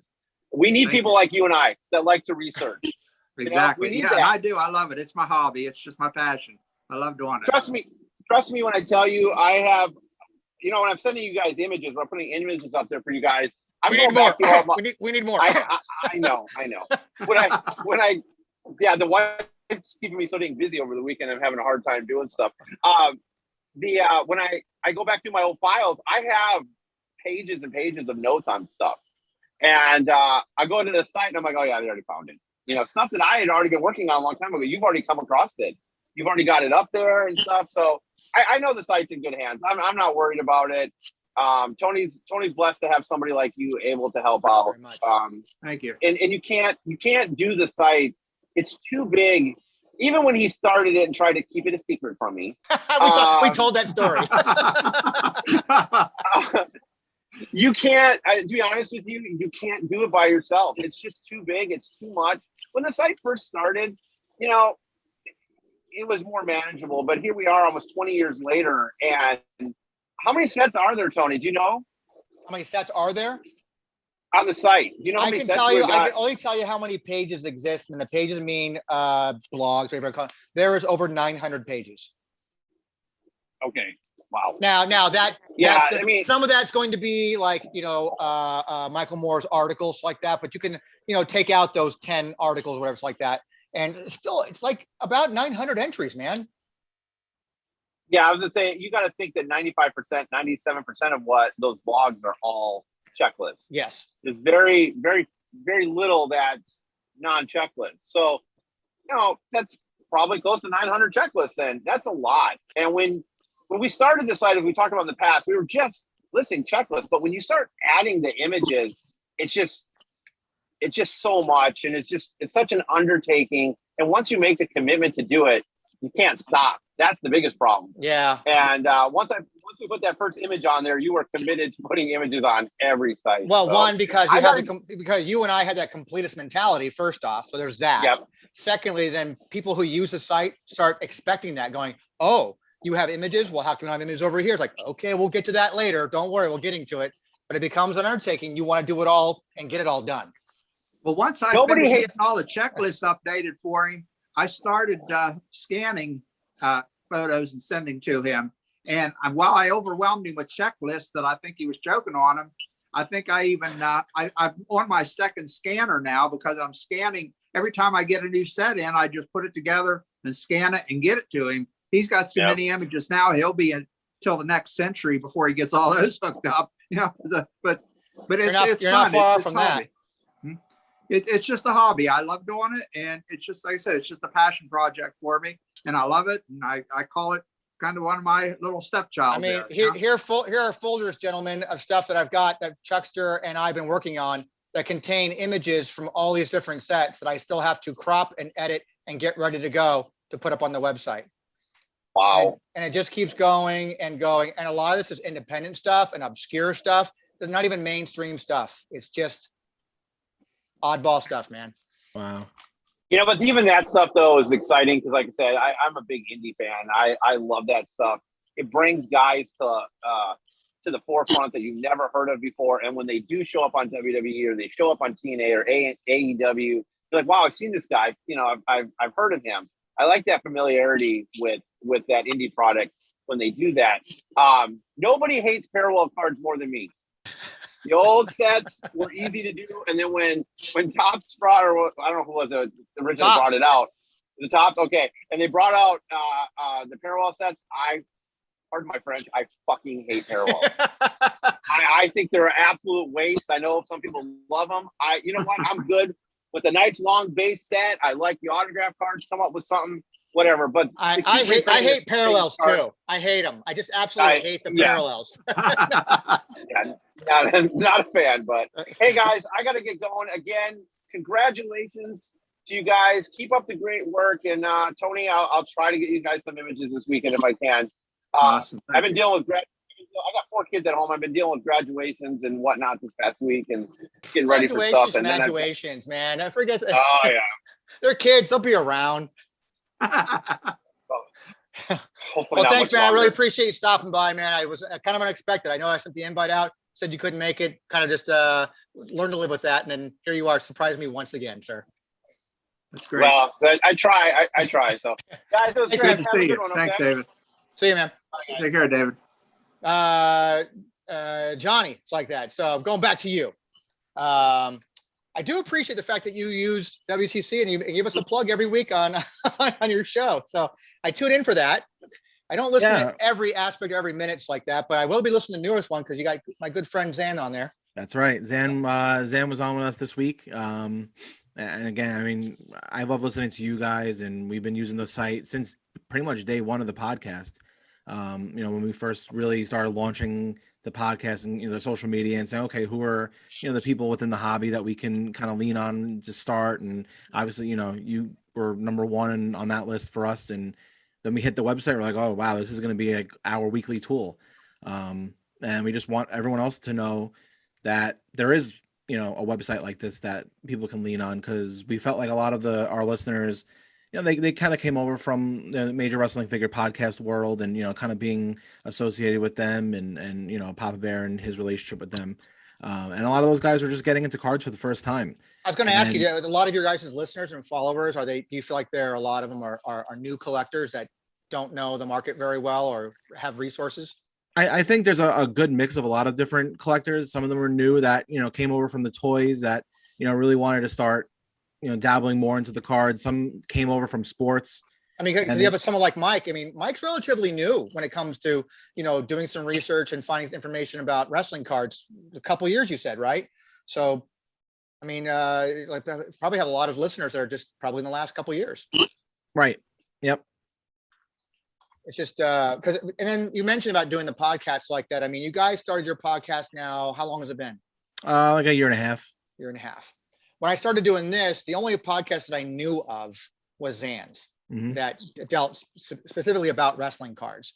So when we started doing ours, that's kind of where Chuckster and I put some notes together talking about, like the rise of WTC podcast. But I kind of like to make that broader now, actually, just the rise of any podcast, whether it be audio or visual, that are talking about wrestling cards. Have you seen a big increase yourself on that?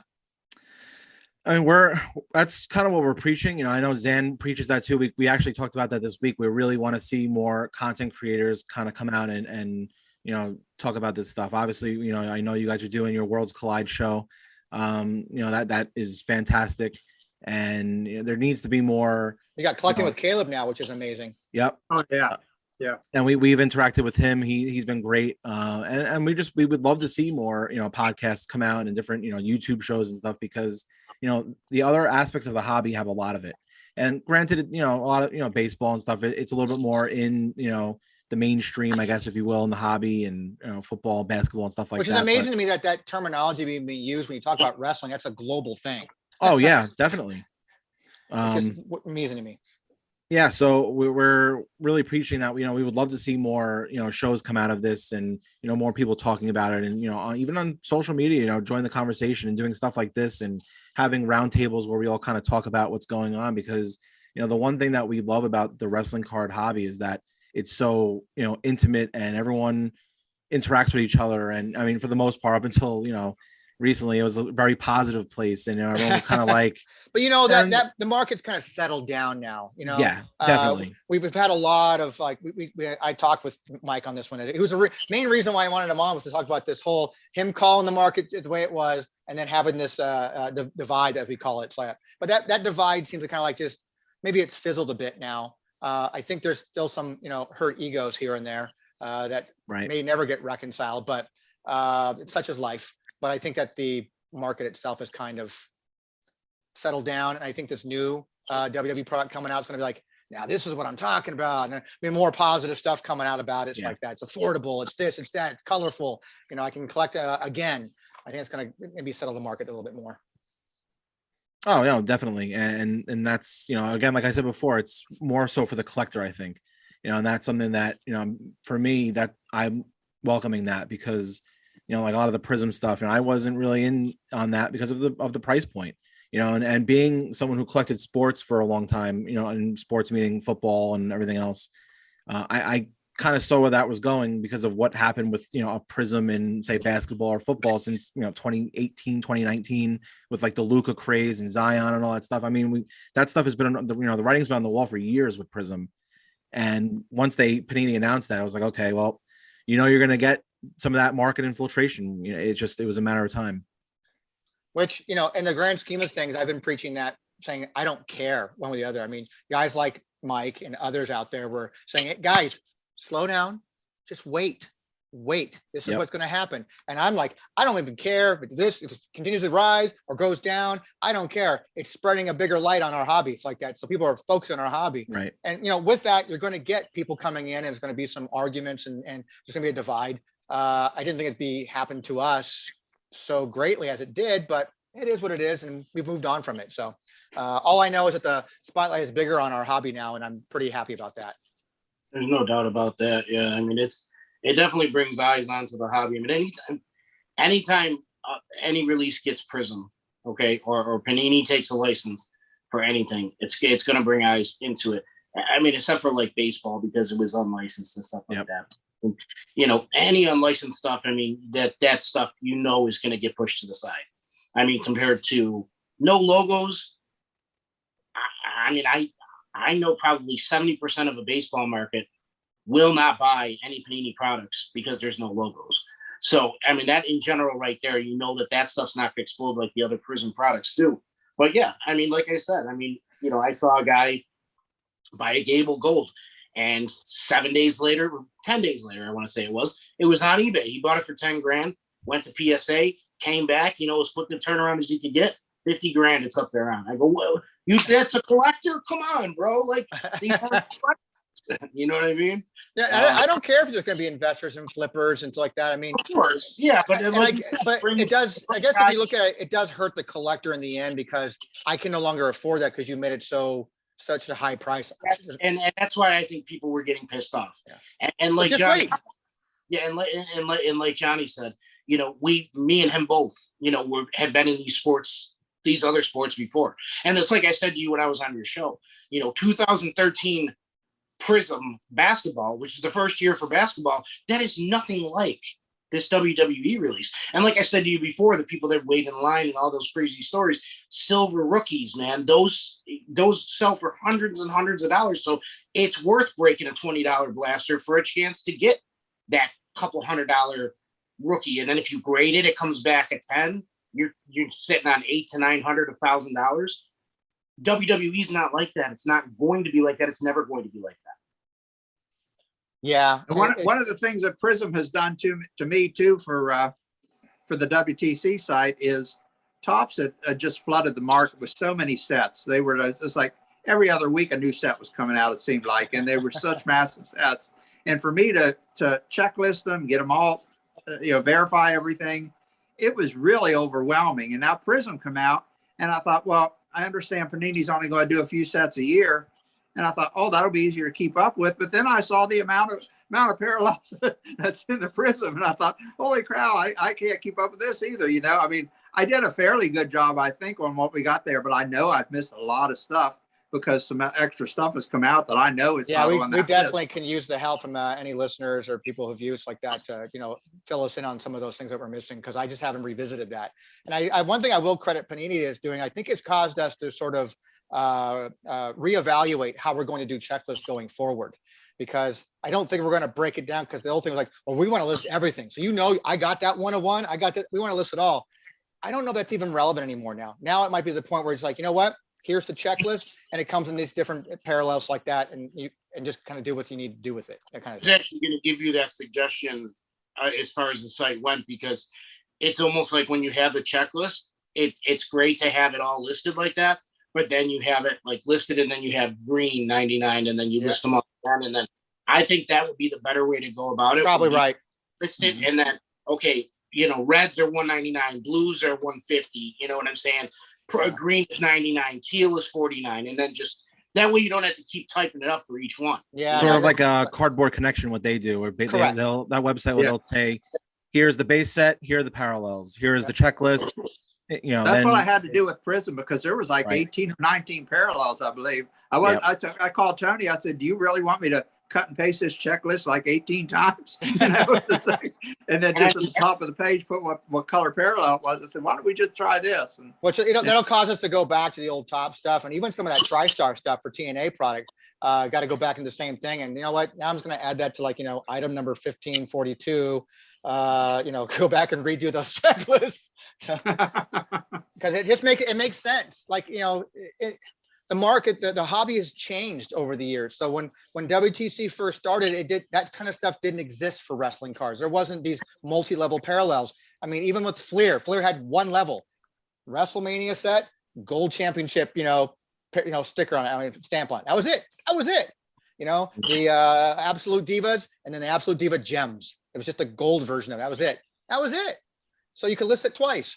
And then it's like, oh, well, then Top started doing it in 05, 06 with their chromes. I mean, it just got kind of more and more and more. And it's like, I think now we have to evolve with the hobby, and maybe the checklist need to change and make it so people can have, scroll better and stuff like that. I mean, I've been to conventions over the years in the last, 25, 30 years, and seen, and since the last 20 years with WTC, and seeing people like Chuckster with a printed checklist from our site, going through and go like, oh yeah, well, I got this. I'm getting this card signed by Lita. I just check it off that I got it done. It's like that, it's like, it's cool to see that, but no one's gonna be walking around with 25, 30 pages of checklists from a Panini release.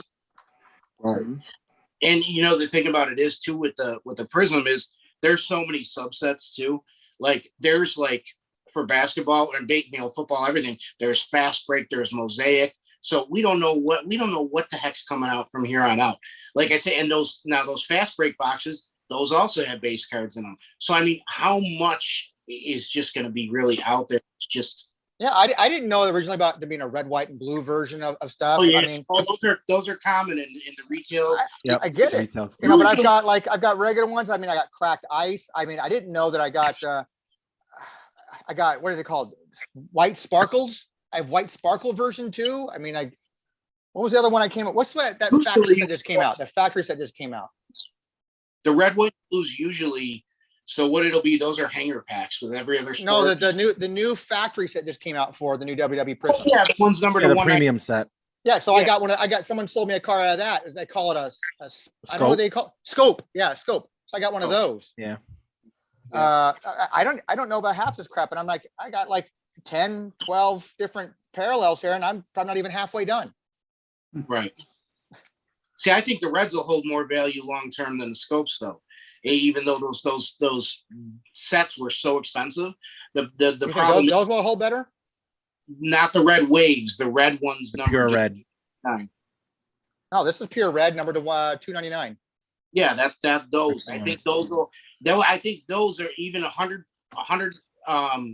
copies more. I think those will hold more value in the long term than the scopes will, simply because of the fact that the scopes are so readily available, and those have to be pulled out of hobby boxes only, which were extremely expensive. What about green? I mean, there's a regular green, and then you have the other green that's numbered to 25. I'm going to tell you right now, the greens, that both of them they're not going to be that sought after. The first reason why the regular greens are out of retail only, and they're not numbered, and Lord only knows how many there are. The Pulsar ones are never going to be any Pulsar, any shimmer, any of that stuff in any other sport has never been as sought after as a regular solid color, and never will be. Right. Whether it's Bowman, whether it's Prism, whether anything, it's never going to be as sought after. You could have a shimmer number to 3 of the rock and a gold number to 10 of the rock, which the gold is a solid color. Well, there's only 3 of these, there's 10 of these. I'm going to tell you that rock number to 10 is any day of the week is going to sell for 3 times more than that shimmer number to 3. I mean, that's good knowledge for people who collect to know, but I mean, personally, me as a player collector, I don't care. I just want, I'm just trying to complete a rainbow. I totally get that. I'm just saying, in general, shimmers and just the solid colors are always going to command the highest dollar value. That's just how they are. Gotcha. Interesting. So I think maybe we'll go back and probably start redoing some of those checklists, like we have enough work to do already, but we'll go back and just, for the future, that's what the future is going to hold. So you guys don't have to keep doing it in the future over and over again. You know what I'm saying? Yeah, I mean, going forward, what we're going to be doing. I mean, for sure, we're going to be doing the similar thing that we did with the Prism, where we just say, hey, here's the checklist, and here's all the parallel versions available for it, and how they're numbered. And the notes section, we'll put notes like these ones were only found here, these ones were only found there, that kind of thing. But I'm really big on providing as much information as possible in these checklists. I'm a believer that there's never too much information on there. I think it's very helpful to have, hey, here's how these were found. Print runs, as you said, or people love to have print runs. It's just good information to have, and it helps PSA, Beck, and all those other guys kind of like, all right, so these are real, and it helps authenticate things, I think. Absolutely. But So real quick, I'm going to jump off here, guys, because thanks for joining us, Mike. No, absolutely. It's been a pleasure. And congratulations, man, guys, on 20 years, 1 year revamped. Here's to another 20, brother. And always a pleasure talking with you guys. And I'll see you guys on the flip side. All right. Thanks, man. I appreciate your Okay, time. Mike. Later. We can sit here and just talk cards all day and all night. It's always been the case. Like, even when we're done recording, it's like that. I know Johnny, like, I've been on the show a couple times, and I got to guest host, which was really fun to do. We just end up talking like so much afterwards. Like that. It's like it just keeps going. It's always fun to talk with people who are in the hobby and just love to talk about the hobby, man. It's just fun. And Chuck and I could talk for hours, like we probably already do anyway. We talk daily, just talk about the hobbies like that. But I also appreciate the fact that you guys over on Card Foundation, guys, make sure you go over and check. I mean, who doesn't know about the Card Foundation podcast? I mean, Absolutely. it's like the cream of the crop over there, baby. Thank you. And it's just, I love that you guys are promoting the website. Hell, I even love the fact that you're promoting Top Rope Wrestling Con. Yes. I don't know if you guys saw it. Somebody randomly wrote an article about the show and posted today from I Tampa. did see that. And I was like, I'm just searching and checking the social media on Top Rope because I finally got all the pre-sale buttons working properly. You can go out and buy yourself a Kurt Angle autograph, a Brody King photo op. You can do all these things on the site right now, which wasn't working before. Figured it out, got it to work. And so I'm on there going to check some stuff out, and I go, there's an article written about Top Rope Con? What's going on? They didn't contact us. Nobody contacted us to say anything at all. So through that, now we've got people who like local television stuff, want to do a segment, It's like, so it's like, it's starting to snowball into something like, I'm like, holy shit, we got to deliver, man. We really got to deliver. And I don't know, it's a nerve-wracking thing, but I do appreciate you guys. Every single week you guys promote Top Rope. I mean, you guys are a big part of it and sponsor. I mean, I can't wait to see you guys down there. And oh yeah, we're pumped. It's one of my favorite things. I love looking forward to the text messages of who are we announcing this week, and then we get to talk about it. I mean, this week was great with all the announcements that you guys made for the talent that's coming in, and I We're- think I probably should have. I think one of them we didn't announce though. We're supposed to announce on Wednesday and we didn't. Yeah. Oh well. Oh well. It will be announced. You guys gonna Um, be at National? Yes. John, are you? Great. Yep. I'll get a chance to meet you in person then. Yes, absolutely. It'll be I'm my first National. same. It's be my, Yep, my se- first my only my one. second one. I haven't been to one since in Anaheim in like 1999 or 2000, whatever it Wow. was. So I'm kind of stoked about it too. So it's just gonna be nice to have a full wrestling presence at the National this year. Whether if you heard earlier when we had Paul on, he talked about his connection with them over there, and that we are on their radar. Somebody else is handling the panels or discussions on the main stage like that. So we're still trying to work out day, time kind of thing. And, I told Paul that, obviously we got it. We have to have you guys on there with us as far as talking. And we really need to make a good presentation of wrestling cards, what it, how it's changed and what it means to the market, as a hobby. Oh, I think it's important. It's important to grow the wrestling card hobby within the hobby in itself. A lot, like saying before, a lot of these other sports and aspects of the hobby, they get so much more love, and for me, it's unjustified. We especially when we have Prism now. We had a lot of big sales happened over this year. Mhm. That we're a player. Our little space within the hobby, and we deserve that same kind of recognition. It's nice that we have, for a while it was just Tops. Now we're in Upper Deck. We are also in Panini. Fanatics is gonna get to know wrestling very well. So it's important for us to kind of keep pushing that message and establishing the hobby, this aspect of the hobby, because it's only getting bigger and bigger. I mean, we have you guys cover a lot when it comes like the modern stuff too. I know you guys Yep. dabble a little bit in vintage like that, but we've got to have those flag bearers out there for modern stuff, because we have guys that already represent and carry that flag for vintage. We have the David Pecks of the world and the Rob Englands of the world that are out there, and the Gregs, for main event out there, carrying that. Hey, this is where the groundwork where it started. These are our vintage eras like that, and they've been pushing this to the forefront. We got to have those new guys too. We have to have new guys. Have you guys, both you guys, seen a lot of newer faces really talking about new product now? I mean, I didn't know half these people out there. Like Mike was just on. I would have never known that Mike was a wrestling card collector and had that knowledge from his sports side to bring about Prism and he's into the modern stuff too. I would have never known. I would have never known, collector with Caleb is a hobby. I mean, an indie guy, kind of thing. We see it a lot with our Patreon Facebook group. So we created a Patreon, and we have a Facebook group in there. Tony, I know you're in there, and that's really made us kind of realize who's out there and who's collecting what. And it's great because now we know we have people that are the Japanese wrestling card enthusiasts, and we lean on them for the Japanese stuff and something like the BBM cards and some of these different sets that are still coming out. There are vintage guys. There are guys that are graders that we didn't know, that I've known, just being fans of different podcasts and stuff, knowing that they're in the wrestling space, but I didn't know they were into cards. Now all of a sudden we're interacting with them and they have this collection, they're showing it off. And then, they have a specific part of the hobby that they kind of focus on. And it's getting even bigger. I mean, we're seeing a lot of toy guys come over from, like I said before, the Major Wrestling Figure podcast, it was primarily toys. And now, they spend a lot of time talking about cards. They print their own cards. Well, because they're mixing things up too with their they were just wrestling and then wrestling figures. So they had figure stuff, but they collect cards. Now they're putting cards with their figures. So I get the best of both worlds there for some collectors.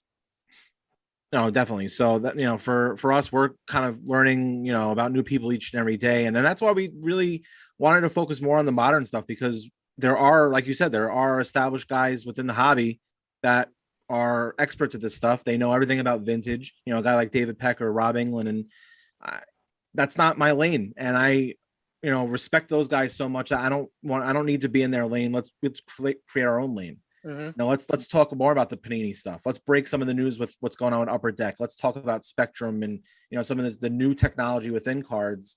I appreciate, the 82 All-Star set, but I appreciate, these Prism refractors and all these different, relic cards just as much. So you know, it's so much fun to kind of run the gamut of like everything from, you know, the early 80s all the way till now. And it's been great. Man, I wish I And had a there's so many lane. guys in the hobby that specialize in different areas. Like you were talking about Peck in England doing the vintage stuff.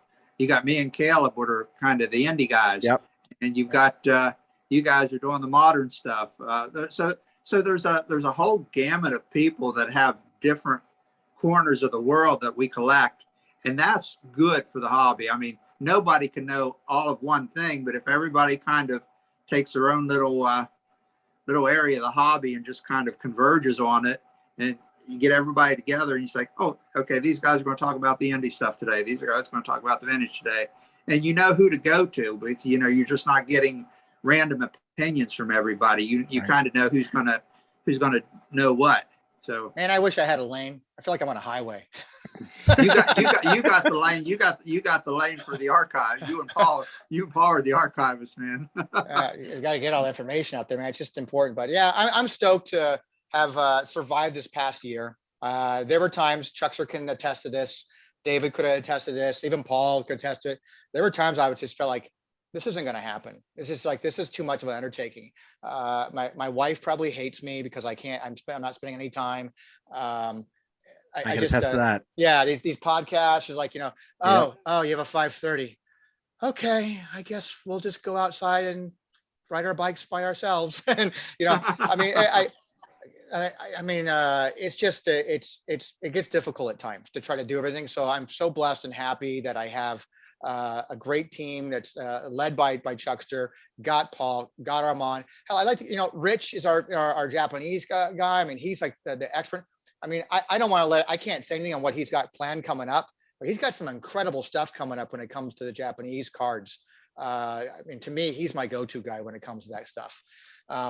You know, having Armand, you know, it's a good core group of people that we have that are helping, I believe, other collectors understand what they have and to help them identify what they're looking for when it comes to wrestling cards. And it's been that way since day one, just getting that information out there. And if it's, you know, grading comes like, hey, we recognize you as a place to go to for our, you know, for authenticity on this stuff to help us with our grading. That's just a byproduct of the love of the hobby. And honestly, that's why we really latched onto you guys, you know, you and Zan, and especially in the beginning, because we recognize that hobby passion that we had, you know. And it's like you said, I'm sure, you know, my wife has been less than thrilled with me on certain nights where I'm up till 2 a.m. and I'm, you know, loudly speaking on a mic or, you know, recording something, and, you know, or spending afternoons doing notes and on the phone with my brother and Paul and just going over different things and, you know, planning these trips and stuff. But we're doing it, you know, for the love of the hobby and for, you know, the love of wrestling cards. And listen, none of us are getting rich off this stuff. No. You know, but we're spending so many hours doing it. And I love doing stuff like this, talking to you guys about, you know, your website and everything, because it's important. You know, it's important that people know about it. There are a lot more, I feel like, passionate people within our wrestling card hobby. You don't see it as much in other, you know, sports. And that's something that we love about it.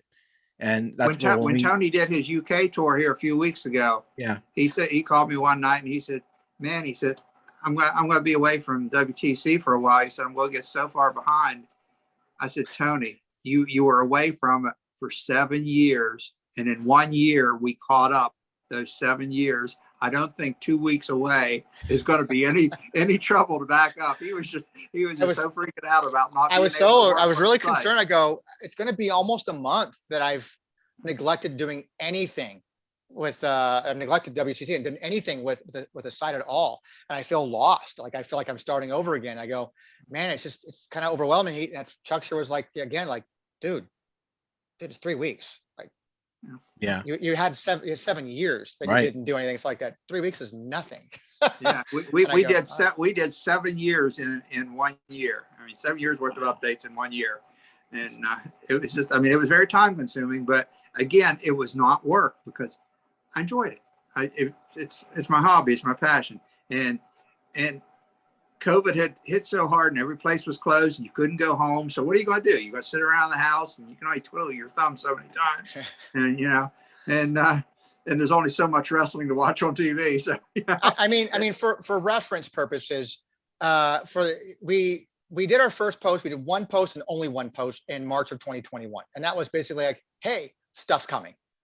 We did nothing, no posts of any kind in April. And then May, we hit the ground running, man. We did 545 posts in the month of May 2021. Then in June 2021, we did 130 posts. Then we did 53, then 23, then 7, 16, 20. But those numbers mean nothing to me other than the fact that, well, they went way down because we caught up and we're now just keeping up.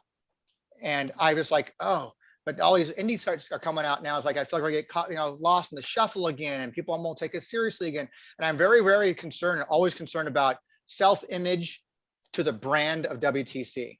This is why when we have our divides, I've taken the road of just being Switzerland and not getting on either side, because I can't have people like, well, F WTC, I'm never using their site again. I'm sure I can piss people off many other ways than having to go and take sides in this whole, dilemma we have going on. But I'm glad it's cooled down, and just trying to keep chugging on, man. And it wouldn't be where we're at if it wasn't for the collectors who care so much about knowing about wrestling cards. And I would never be anywhere if it wasn't for the amazing team that WTC has. And from that, my hat's off to you guys for helping out and correcting us when we're wrong. And for, we have some comments already, people saying, like, hey, you're missing 2015 Heritage 2K16 gold numbers to 20. All right, cool. Guess we gotta get that fixed. Never going to be perfect. In the beginning, I will admit, in the beginning, I thought that we were the only site that existed to doing this. That how dare you try to dispute what I have, because I know everything, because I have it on the website. I had that mentality when I was younger like that. I did have that mentality. Thought I had it all. Like I collect it all. Like nobody has what I have. I mean, I had this collection. Like I didn't have, 50 Hulk Hogan, whatever cards, but I had 50 different card sets that you didn't have.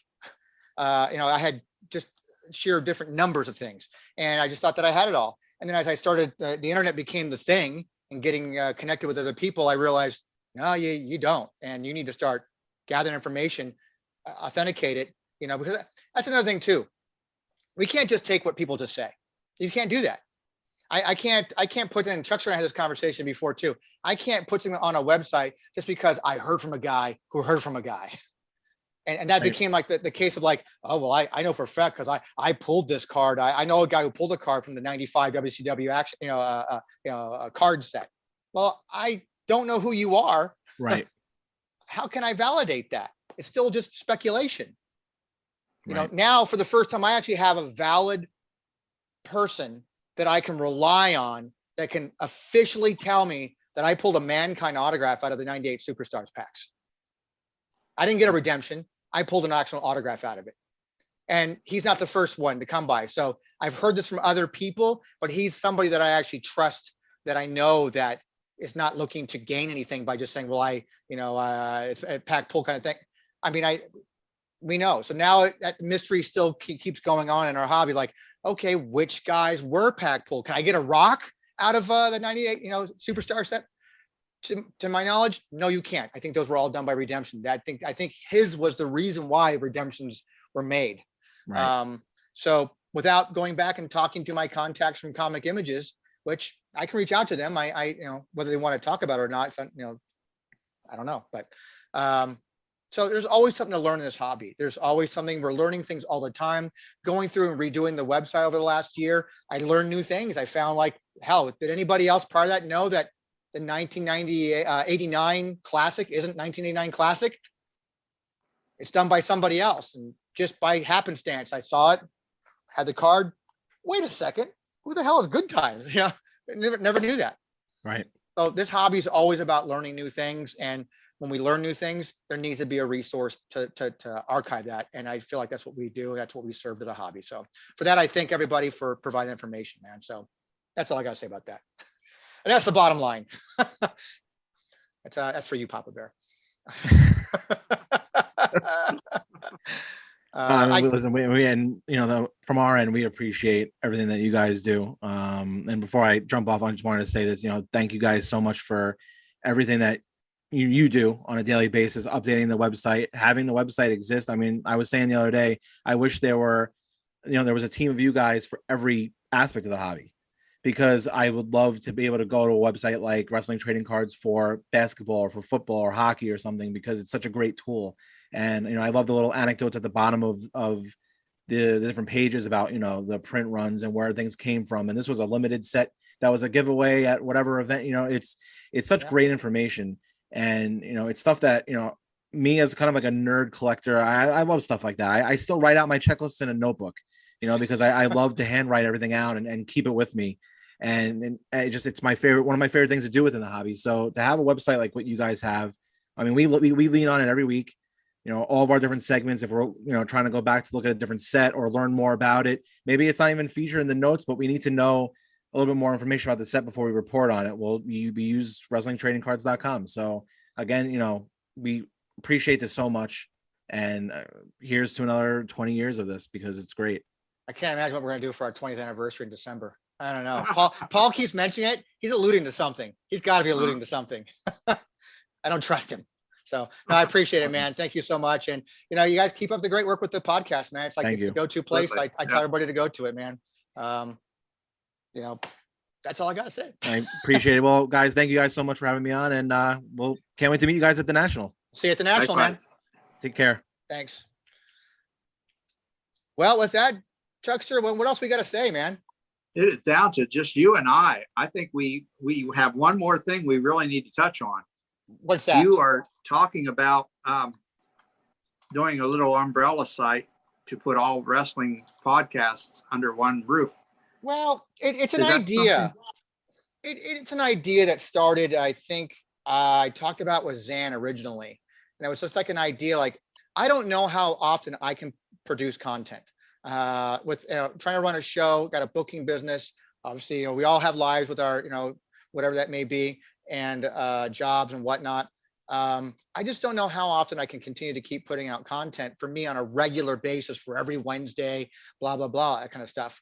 So the idea thought like, well, why not get people who are looking to maybe dabble in doing some kind of content? Like I presented to Caleb and he was open to it, but I'm lazy and I haven't followed through with it. It's like that. I don't even know if he needs me for that kind of stuff anymore.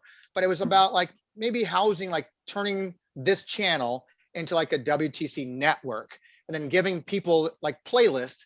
This is the Caleb playlist. This is the guy who does this playlist for Japanese stuff or whatever it may be. And let guys, have things and drop things when they can, to kind of take the pressure off everybody else of like having a weekly thing or something like that, of just dropping things in when you needed to. And, being like a one house place where you can go to and get all of your, your wrestling content, basically outside of the Card Foundation podcast, which they don't need any help, outside of Wrestling with Cards, because Zan doesn't need any help. These are established people who've already, have got their followers and part of that market, whatever it may be. But just something that, maybe somebody who wants to create something new. Maybe somebody reached out to me on Instagram, Wax Pack Man, I think his name's like that. He maybe wants to start doing something like that. Maybe he wants to be under the WTC umbrella. I don't know. It's there. It's to talk about. Maybe it's something that can be done. If it helps me not have to produce content on a weekly basis all the time. And don't get me wrong, I love doing it. It's just when I have time to do it. I can do the month. I can always just do the monthlies with Paul. People seem to enjoy that, and I'll keep doing that. I love interviewing certain people when I can. And as they fall in my lap, I'll do them. But to kind of take that pressure off of me and anybody else who feels like they have to put out weekly content I got to get my subscribers, I got to get members. If you don't care about that kind of stuff, let's just put it all under one umbrella, and I could do that for you if they wanted to. So if you're interested in that, guys, something you think that you might want to do, hit me up, send me a message. You can contact me through the website or through Twitter or however else you can normally get a hold of WTC, and let me know. I'm open to the idea. I see we got Macho Madness said he'll be at the National. Yes. But there's a lot of stuff going on there. So I appreciate everybody tuning in. I know you could figure out there's probably better things you can do with your life on a Thursday evening, maybe. but if you're nerds, like my wife calls me, about this stuff, and you enjoy this content, please, subscribe, give us a thumbs up, like it. I appreciate the comments. I'll repurpose this into an actual episode and drop it for ever sake that you can go and watch on the channel. But you got anything else, Chuckster? I mean, what, you know, your year's experience now of working for WTC? Yeah, nothing other than to just really thank you for having the faith and trust in me to allow me to do what I do. And I think we've done really well for the first year. You know, I know we've made mistakes and we've kind of got a little angry here and there. We've always worked it out.